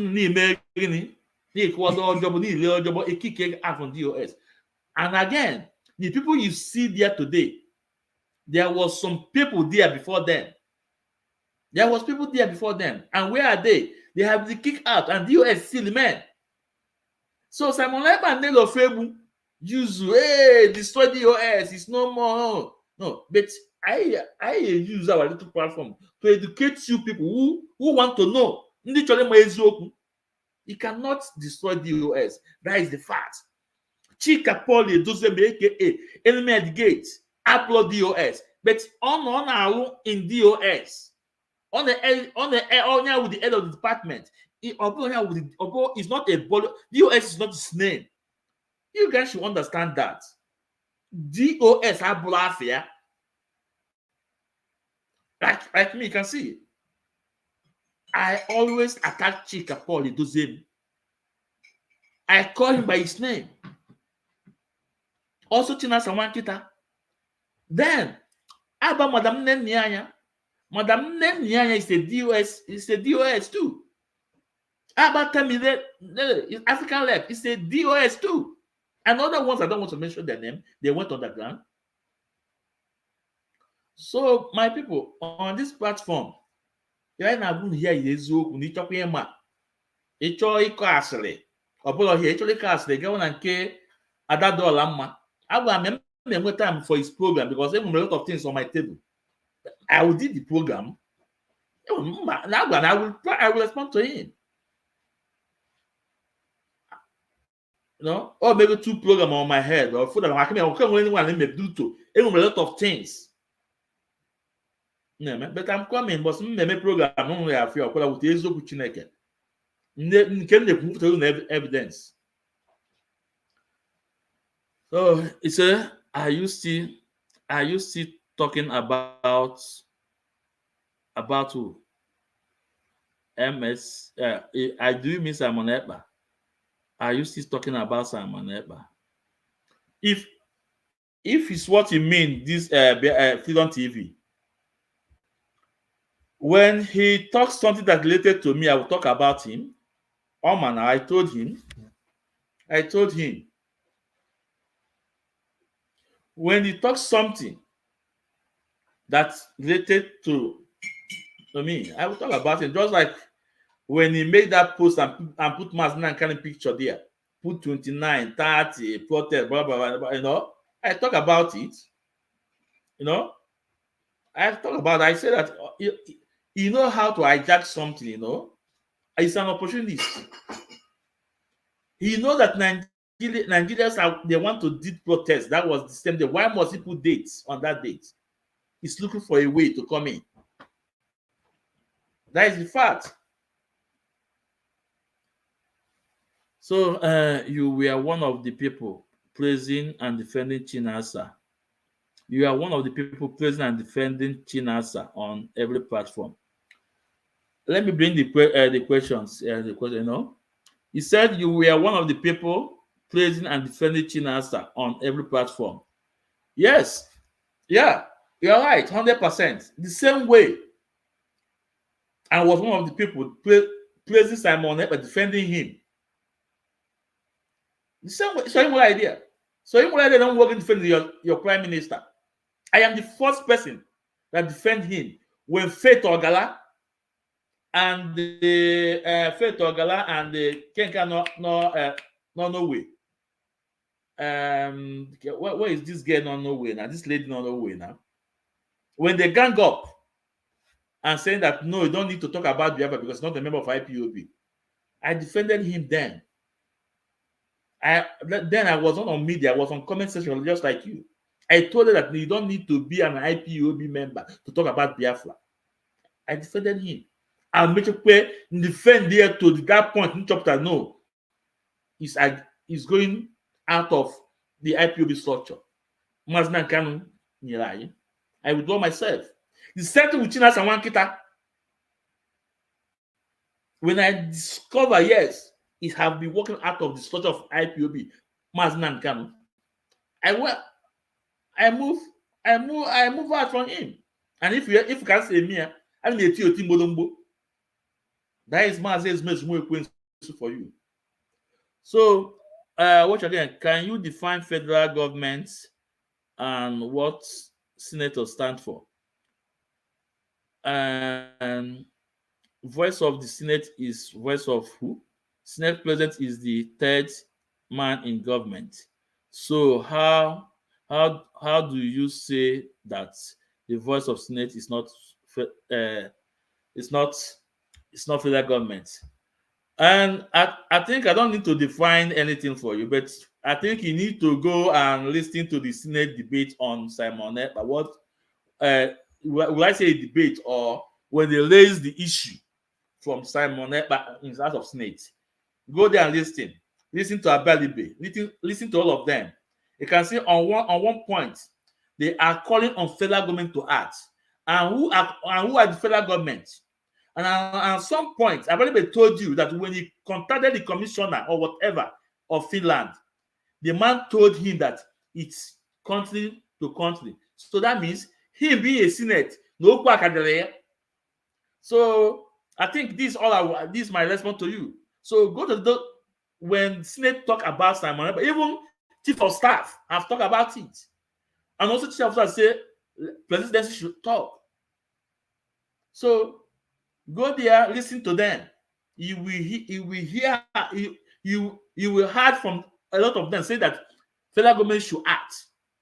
So I think I have answered your question. Freedom TV said you were using the name Franklin and one other name. I know you very well. One name, did I deny what you just said? That was okay. This Franklin on my on Google. That was when I was coming in on the program. I think from George Money and the Biafra Child. It's right. Even with the and I have just said it even where I didn't stand it. So that is it. What again? The same person will agree to your argument on Simon Ekpa.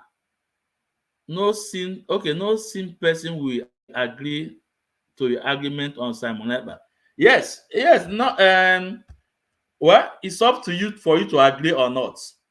But it's my right for me to explain my feelings or to tell you what I believe. It's my right, but it's your right for you to agree with me or not. So that is it. You defend them when they called the name of they called the names of our Biafrans and they were eliminated. What did you just say here? Say you defend them when they called the names of our Biafrans and they were eliminated on ground. Are you going to publicly apologize to the family by defending them or no? I don't know. Okay. No. Apologize for what? I told you your prime minister are more defended there. Then when I realized that you have going out of the structure, I pull out. The same thing with Chinas and Wankita. So why can't you ask me for me to tender apology when I was defending Simon Ekpa? So why must it be Chinas and Wankita own?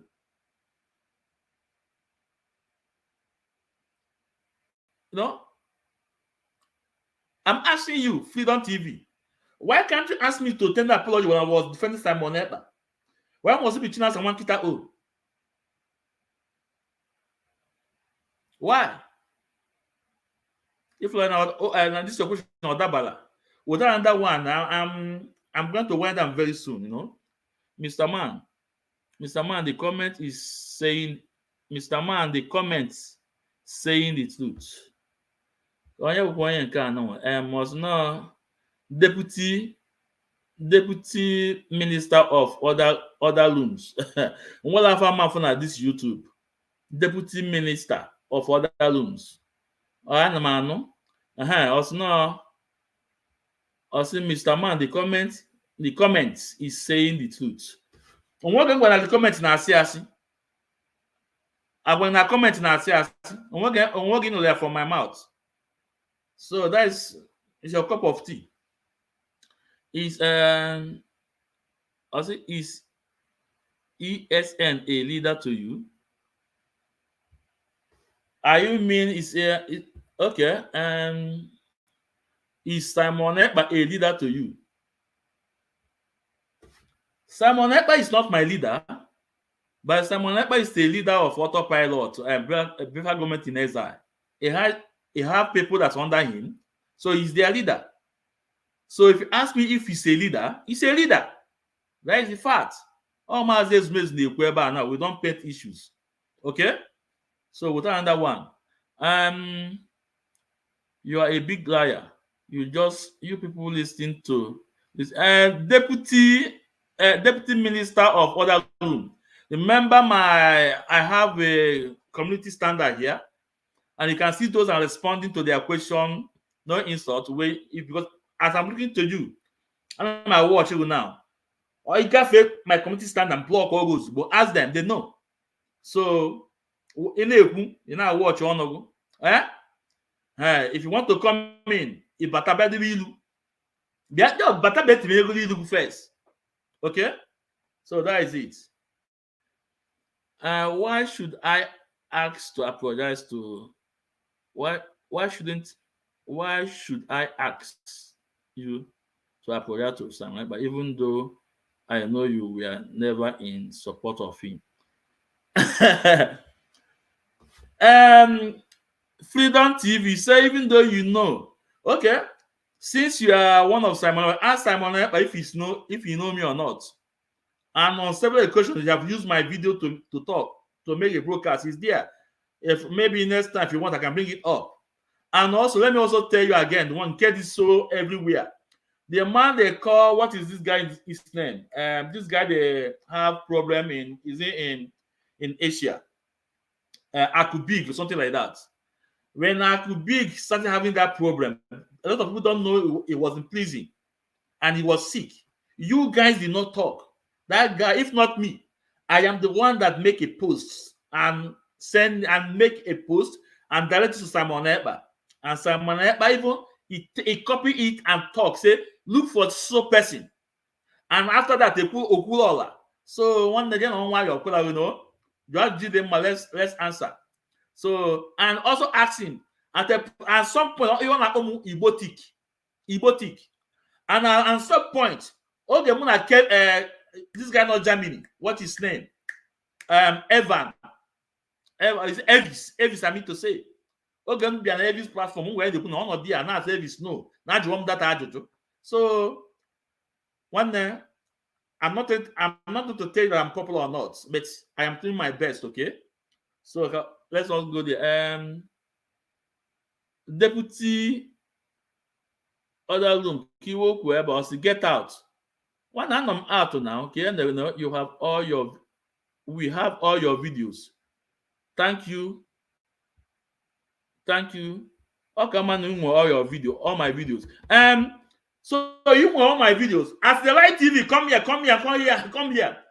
But as the Light TV is that no little people are watching. As the Light TV, aka Prince Darlington, he said that it's only 3 people are watching me. And now, Deputy Minister of your other rooms knowing all my videos. Wonderful. That means suppose only 3 people. Not be this.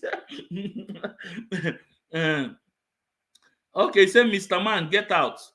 Okay, I'm already out. And my watch, I got very close to the lead line. I'm going very soon.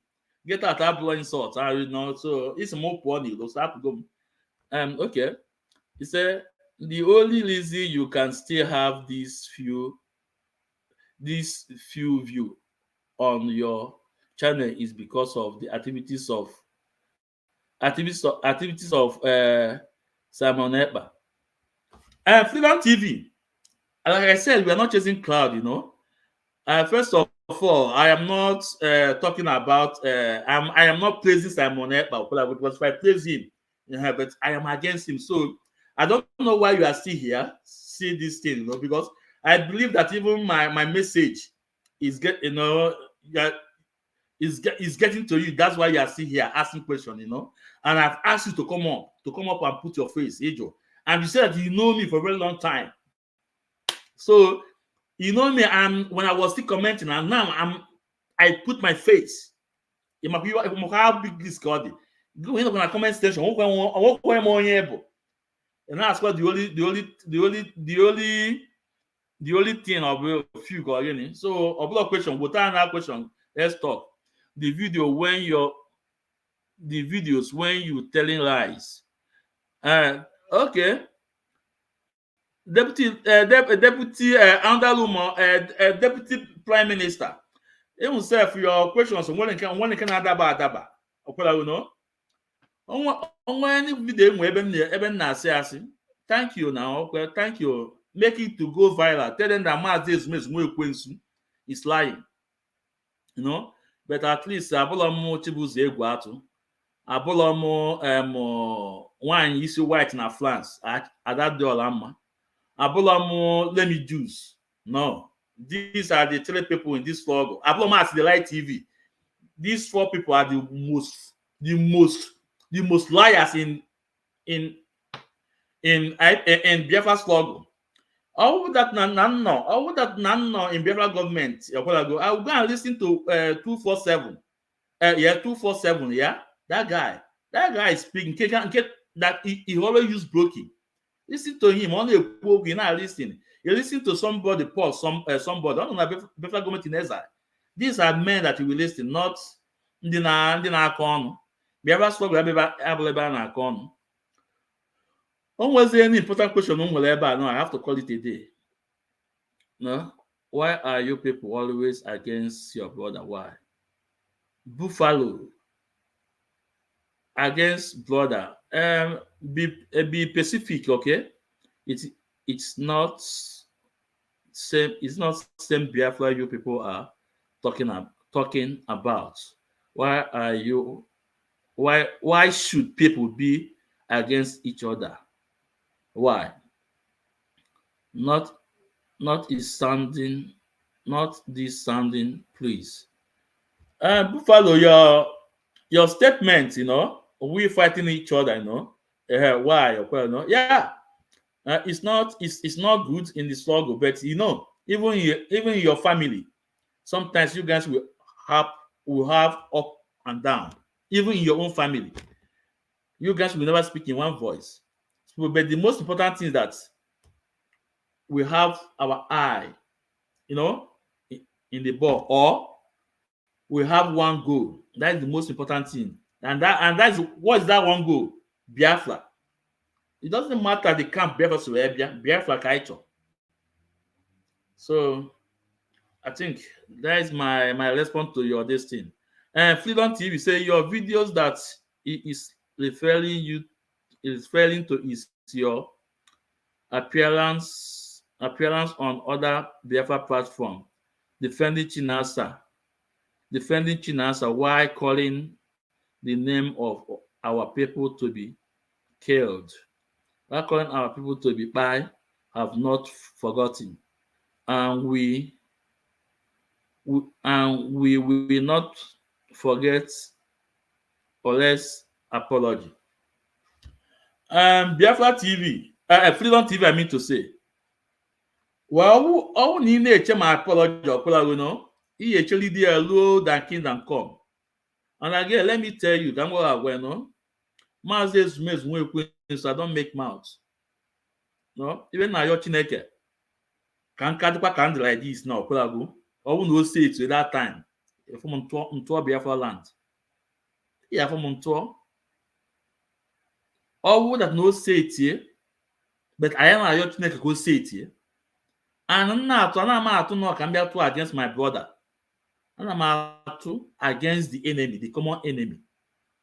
So whatever you're saying, you know, you know, we come against it. We are against it. And that's why I never discuss about our men on ground. Be you in any camp you belong to. Go and check all my videos. It's there. But I will tell them that they have my player. In as much you pick up that arm to defend Biafra land, you have my player. And in the Bundan, but if you pick up that arm against the struggle, and this is my player. So was in with it.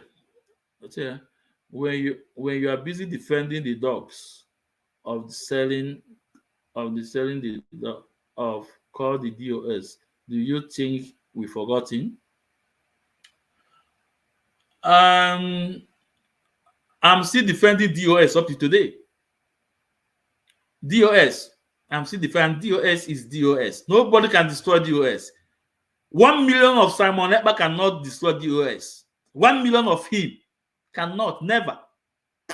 So that one I got to go. What again? I want everybody to be understanding each other. That is all we need. Yeah, Buffalo, no?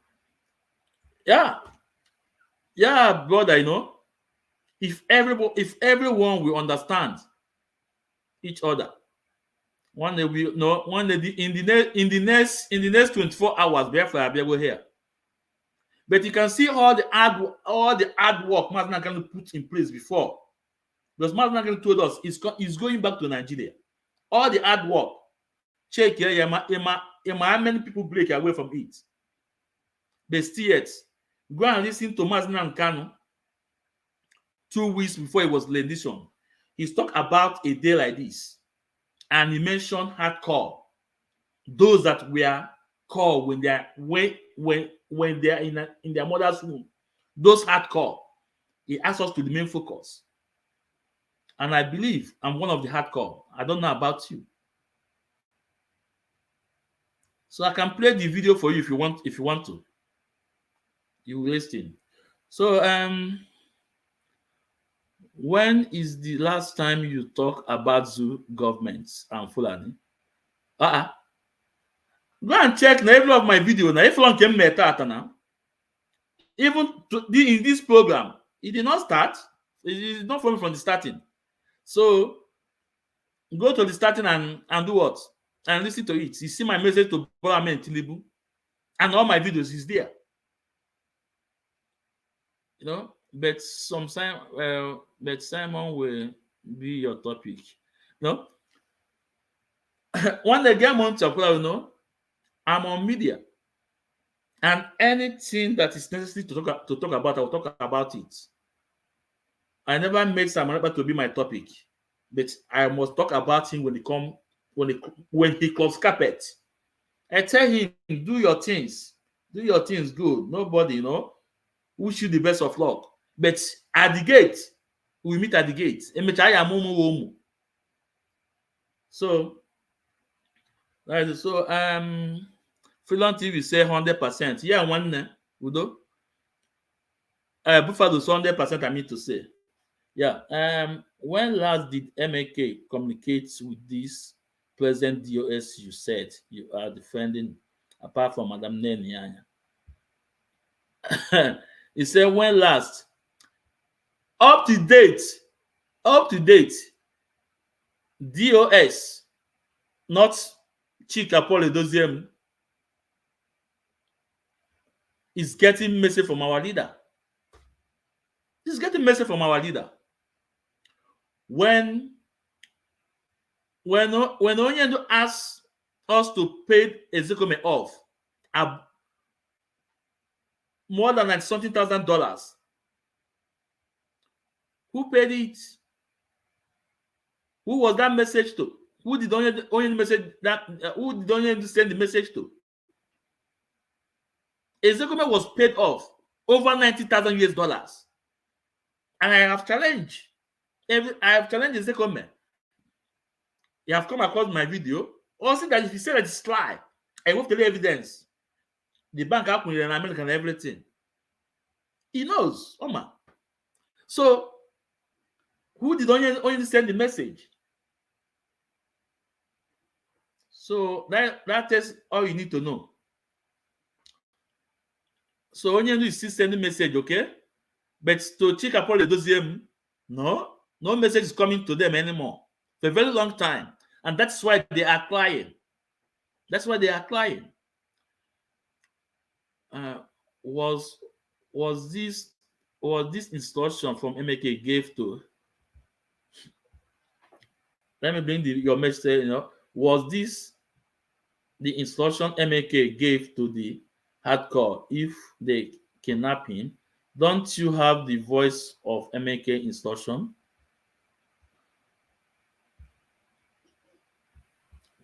One like I told you, every instruction from Mazi Nnamdi will expect it. No? So up to date, we'll expect it. So what are you talking about? And that's why we are defending our leader and defending IPOB code of conduct. They will. If not Simon Ekpa, is this thing you and your DOS doing with Mazi Nnamdi and Deputy Minister and other room? Okay, now you want to ask normal question now, eh? Now of course, I made dego now. In lock. Now you want to ask question normal as a human being. Now get to use attitude now. Okay, no, from my own side. It should not be a corner. Maybe a corner. That is why I don't put phone number here. Either need your comment now for that name. One day I'm only able or program. So now came man here a very reasonable question, right? And okay, I will give you an answer to it. So if not Simon, is these things you and your DOS doing with Mazi Nnamdi? Okay, I want you to tell me one thing that Simon is doing to Mazi Nnamdi. Tell me one thing. Tell me. At least in the legal part of it, MK legal team, you can see the fight they are putting out there. You can see the fight they are putting. There was a time, even me particularly, we are calling on Eastern politicians to call the release of Mazi Nnamdi, the governors of everything. Not only me, other people. Today, the Eastern governors, the politicians, the House of Reps, the senators, the traditional rulers, the church leaders, all the pressure group in Nigeria have called the release of Mazi Nnamdi. So you can see it. So tell me one thing Simon is doing that will bring Mazi Nnamdi out. Tell me, and start from the Monday sit at home. You have hijacked for a very long time. Have that bring Mazi Nnamdi out? Answer that question. What have you participated done to carry out the instruction if he was taken by Nigeria? The only thing given MK State told us is because of. Okay, Freedom TV said the only thing giving MK strength who told on this is because of activities of Simon Ekpa. Then listen, let me tell you. When again, Freedom TV again to listen to me. All my says in anything in a man's life, only two sides of coins. In anything in a man in life, only two sides of coins. For example, I want to use now. somebody in Ezoshi. In Ezoshi for you to go and steal what you don't have. In Ezoshi, the other side of the coin is that people will start protecting to make sure that you don't come there to steal anymore, or to make sure that you were caught. So in anything in the main life, we have two sides of coins. Let me use the case of Ngige again. Ngige. The people that brought Ngige to power when he was governor of Anambra State, then were Oba's family and the rest of them. As they're doing it, hijacking the people's mandate from P2B then. In the other side, another door was open. Another door was open. That was when we started knowing that there was money in Anambra State. And even at the end of the day, in Ngige and those men, they went long ahead. So in anything in the main life, we have two sides of coins. Whatever activities in the put and Simon they put up, another side of coins. He was doing all those activities on his own gain for him to gain. But in the other side of coins, another side of coins that are working against what he's doing too. Okowadi. In Achibam, that's your own prime minister is working with Mazi Nnamdi Kanu. But that is the same man in about your own prime minister, why would that now? Okay, we're getting all destroy go DOS, the structure, a Lydia Tinya. That is the same man in Akwam no is working for Mazi Nnamdi Kanu. Now when no destroy go ESN. That is the same man. Now go again. That no you change the Biafra flag. That is the same man again. Now,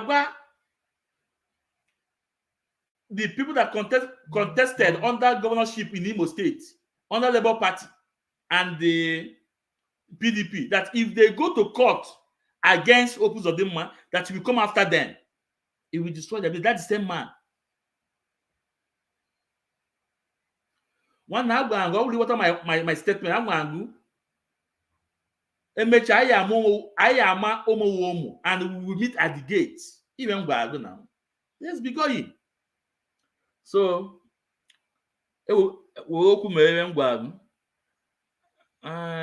Simon is not your age. Your wisdom is far away. 10,000 years time to come to you. Ever there. I'm now blow my age, my wisdom, my blow. Yes, wisdom make my own man. There's no problem on that now. Everybody will not be the same now. Man come now. That is the fact. You have wisdom, I don't have wisdom. Everybody can speak wisdom, wisdom. If we don't ever speak because only wisdom. So that this is life. So you are not aware when US said yes into government. These are even all the lies. Now. If we are now also so you want to say I'm not aware when DOS said ESN to government, to Nigeria government. I believe eventually that when DOS sell ESN to Nigeria government, get money. All those things of people like us can't be deceived like this. Because if I ask you now, he will tell me, he will refer me to the comment of Chika Paul Edoziem, the comment Chika Paul Edoziem made. But before Chika Paul Edoziem made that comment, and his comment is not related to what you think. Because Simon Ekpa Megini Bulagana S. Ando projected to use people. But before then, do you know Madam Oyibo? Do you know Madam Oyibo? And who is Madam Oyibo? We have it on tape. I will on tape. Madam Oyibo worked with Simon Ekpa very close with Nelly Ofebu. It was even Nelly Ofebu that revealed that Madam Oyibo is trying to push ESN to Nigerian government. It was Nelly Ofebu that revealed that. It's there. I am with the video. But Simon Ekpa will not tell you. He will tell you what he will tell him because we don't know how he started. It was Madam Oyibo that tried to sell out ESN, but he didn't do it. And some part of ESN now belong to Simon Ekpa today.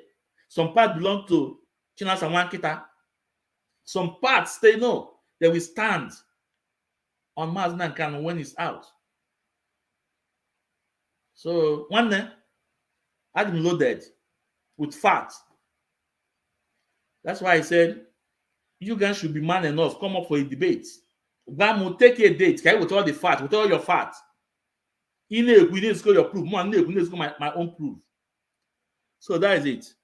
And you just like, can you please post if we are Ekpas? You just like, can you please post evidence if we are Ekpas said he will change Biafra flag? Okay, man. Make a letter. I can bring it out. You know. But first of all, let me tell your onye ekoka, Madam Isi White. Adadola mma. Iya fego ebe o dia we kwu okwu. Na you only support yourself. Iwe your prime minister could change the Biafra flag. Let me Adadola mma. Oh yeah, I say when time for that one now. For now, okay. So Isaac Success said, go to Biafra land now. And how many checking points do we have? How many checkpoints do we have?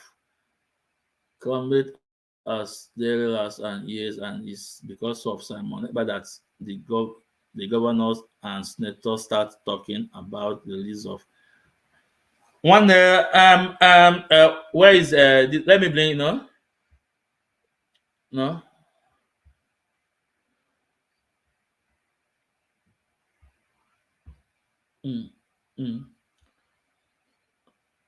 Isaac, what you just said here, I disagree, and I have the facts. Then I challenge you to come up on a debate. We talk about it with fact and figure, okay? Like I said before, in anything you do, there's always two side coins of it. Always two side coins of it. You may be doing it to favor you. In the other side, it's working against you. You remember when Governor Dave said they want to create a parallel IPOB? They are doing all those things. And at some point, Nigeria government is trying to find someone. To do what? To topple Mazi Nnamdi Kanu or to rub shoulder with Mazi Nnamdi Kanu. But do you know when they were disappointed? It was still after 30th May. They see that the whole Southeast was locked and key. And they know that people have national love for Mazi Nnamdi Kanu. People have national love for Mazi Nnamdi Kanu. It's not because of the activity of Simon Ekpa. No. That a time will come, since we start working, and now I see or close within your eyes, all the plans of enemy will be destroyed step by step. Now, your prime minister is claiming, okay, that time Ebu Ndami Naba and Ebu Naba too. I will do. In fact, tomorrow I'll talk about it tomorrow about one woman. Some women who about it. Your prime minister was taking glory, tried to take glory about it. No, because people are to go fed up about either anime Igbo. That's why every Igbo man they are against anybody now in Nigeria army, also in Nigeria police, or in any force in Nigeria. Every Igbo man they are against it. Was even I go too much. But guess what? Tinubu make a statement. Did Tinubu connect that incident to Simon Ekpa or to his movement? The answer is no. He related that movement, that incident to Mazi Nnamdi Kanu. That's why they know. That with your common sense. Check here now. So federal government is trying. Just like when the world, all those people that hold Nigeria to ransom, they try to use obedience to see if they can stop this movement. But along the line, they discover that they cannot stop it. And guess what? If we were Melobi. So as far as this struggle is concerned, Mazi Nnamdi Kanu holds the mantle. Nobody will take it away from him because he's not afraid to go to the other world. He has contributed a lot. He is tested and trusted. Mazi Nnamdi Kanu, if you go Mazi Nnamdi Kanu campaign, because you know what he's fighting for. If you go Mazi Nnamdi Kanu campaign, because all my one are fighting for. And all I see that now. All I say now, I am of self. I make a woman come war. Kabia Beno guy say no ya dendo. Nanja manga. But how do your prime minister will you go to Nigeria? Or say no, that we go, you will be killed. But only do go say that I am coming back. This thing can be a matter only delay. Only do say I am coming back, and to the only do not there. So whatever he's doing, you know what he's doing. But I said, we will meet at the gate. The same man he said that is fighting for Mazi Nnamdi Kanu release told you that is against the governors, the senators, the politicians, the church leaders, the Igwes, the calling the list of Mazi Nnamdi Kanu. It's against people that are calling the list of Mazi Nnamdi Kanu. The same man I said is fighting for Mazi Nnamdi Kanu release. How about that? The same man, the same man is fighting for Onyendu release. Told you that it's against people that are calling for Mazi Nnamdi Kanu release. How about that? We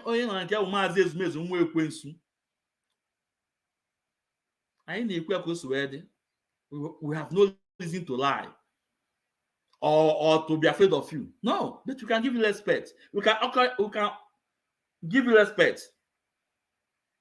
But I about the truth. The same man who has now fight for the release of Mazi Nnamdi Kanu is against people that are calling the release of Mazi Nnamdi Kanu. Just like the same way Jonathan Chinedu in Biafra Radio say that it's against the release of Mazi Nnamdi Kanu. Who are these men working with? I think I have to go now, okay? I think I have entertained a lot of questions here. I have to go. It's 3 hours here. You know, I love you all. You guys are my brother. We are brothers. Mazi Nnamdi Kanu did not, establish this movement for we to start buying ourselves. But only to say it, that a day will come. But let me pray it before I go. It's very important I pray it. It is very, very important I pray it before I go. I must pray before I go. So that those who want to listen will listen. If you don't want to listen, it's your cup of tea. It's your own cup of tea.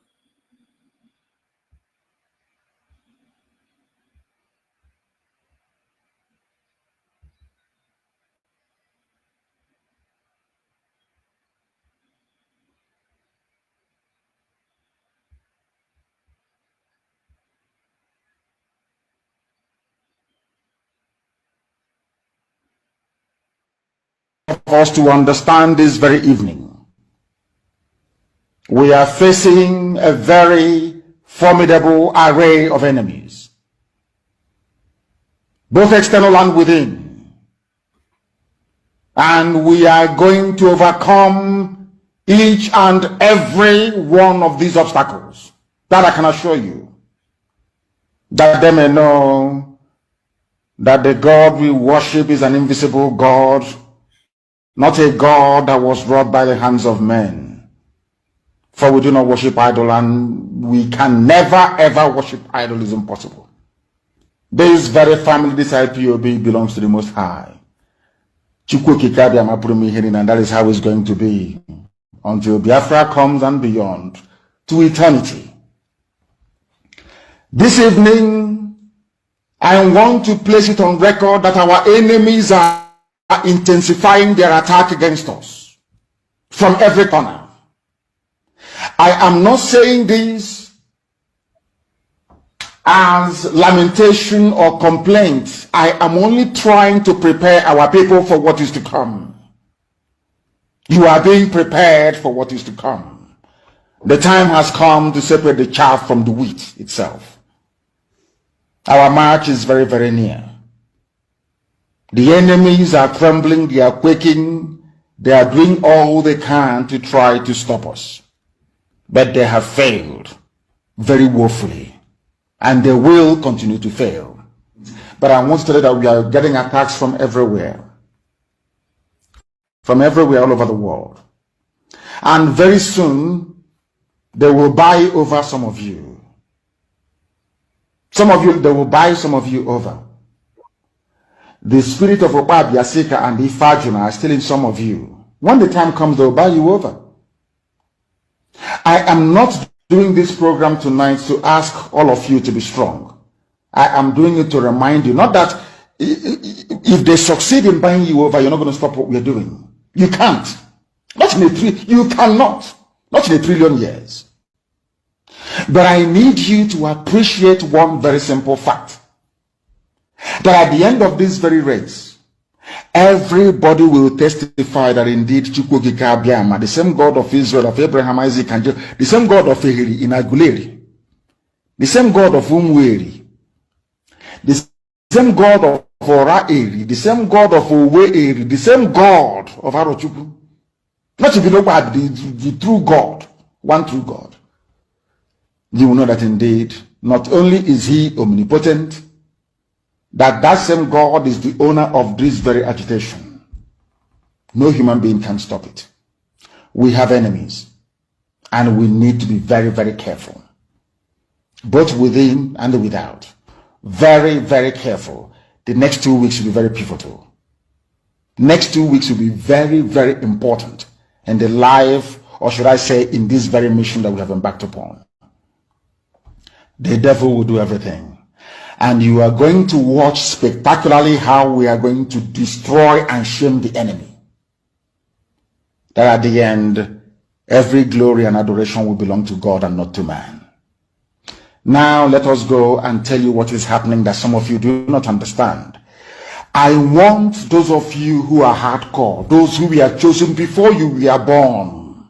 There were some people who were chosen before they were born to agitate for Biafra restoration. This is a message for you. Those who from their mother's womb they were born to do this very work.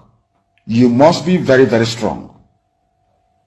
Because Biafra will open the eyes of black people all over the world. Because Biafra will mean that blacks from America, blacks from the Caribbean, from Southern America, they will all flood into Africa. It will be like the time that Yeshua was born. Biafra is like a light, a beacon. They will follow it. They will say, let us go and see what is happening there. That is what these no-colonialists do not want. They don't want Biafra to come. I am telling our people so they understand. The mountains, I didn't say one mountain, the mountains in front of us that we need to overcome. And for us to overcome it, we need to be very strong mentally, mental strength. Just like when you're doing anything in life, and it appears as if you are being buffeted from everywhere. That is the time that you no longer rely on willpower or your muscles. You go to your brain to endure and to persevere and to keep going until you overcome. That is the stage we are in right now.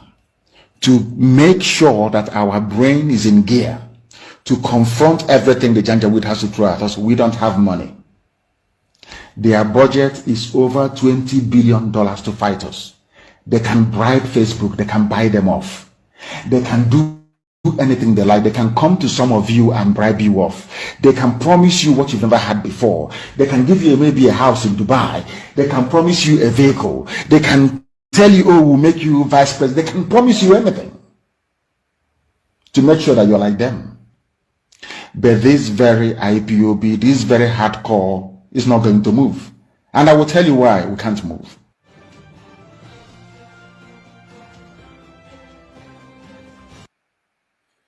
Yeah. So I believe you guys have, this is 2 weeks message before Onyenu was kidnapped in Kenya.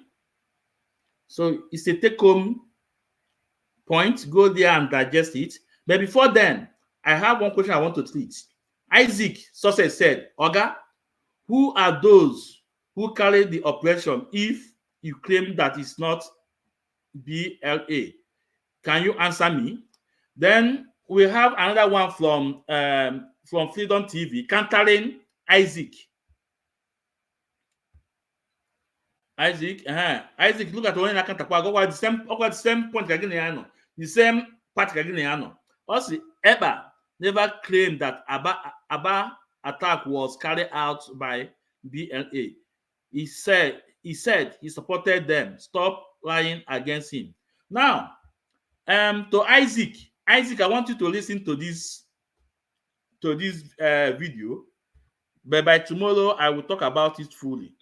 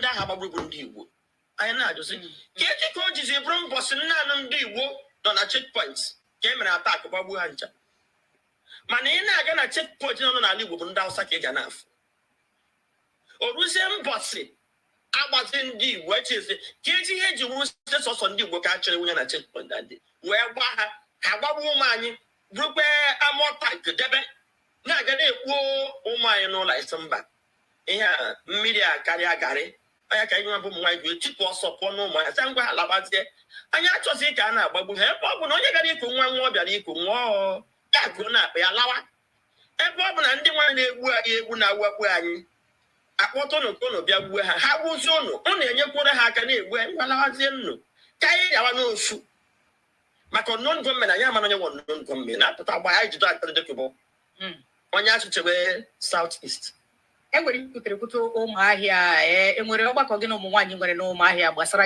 So I will end it here. Tomorrow we will talk about it fully. Tomorrow we'll talk about it.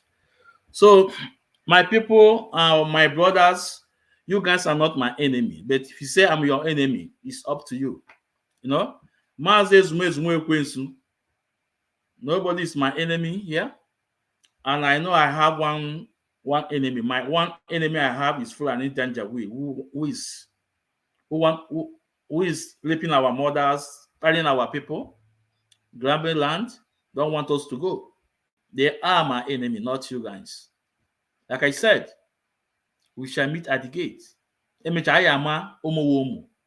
Someone asked me a question here, said, if Mazi can come out and work with someone else, will I tender apology? You say, for what? I will follow Mazi Nnamdi Kanu. Anywhere he goes, I go. Anywhere he goes, I go. So on this note, I'm asking Omara Ayemma. Onye afọ tata ka afọ echi, ndụ nwoke ndụ nwaanyị, mmiri na-ata na azụ anwụna. Onye si n'isi anyị na-awa aja, ya eji isi ya wee chụọ aja. N'ihi na ọmụmụ egbu ngwu na mma dịrị ya nkọ. Ilo na asị na-egwu ana, ọfọ na egwu enwelu mkpochi. Mazi Nnamdi Kanu, ojelugo, ọya natalu. Ndụ ya ya dị ka echi na-echi adị agwụ agwụ. Onye na-achụ Mazi Nnamdi Kanu ya enwe ada. Onye Mazi Nnamdi Kanu ya achọ ya enwe ada. N'ihi na ọchụ nwa ọkụ nwa ada, nwa ọkụ nwa ọsọ. Ka ọ mara anyị mma. Ndewo, bye bye.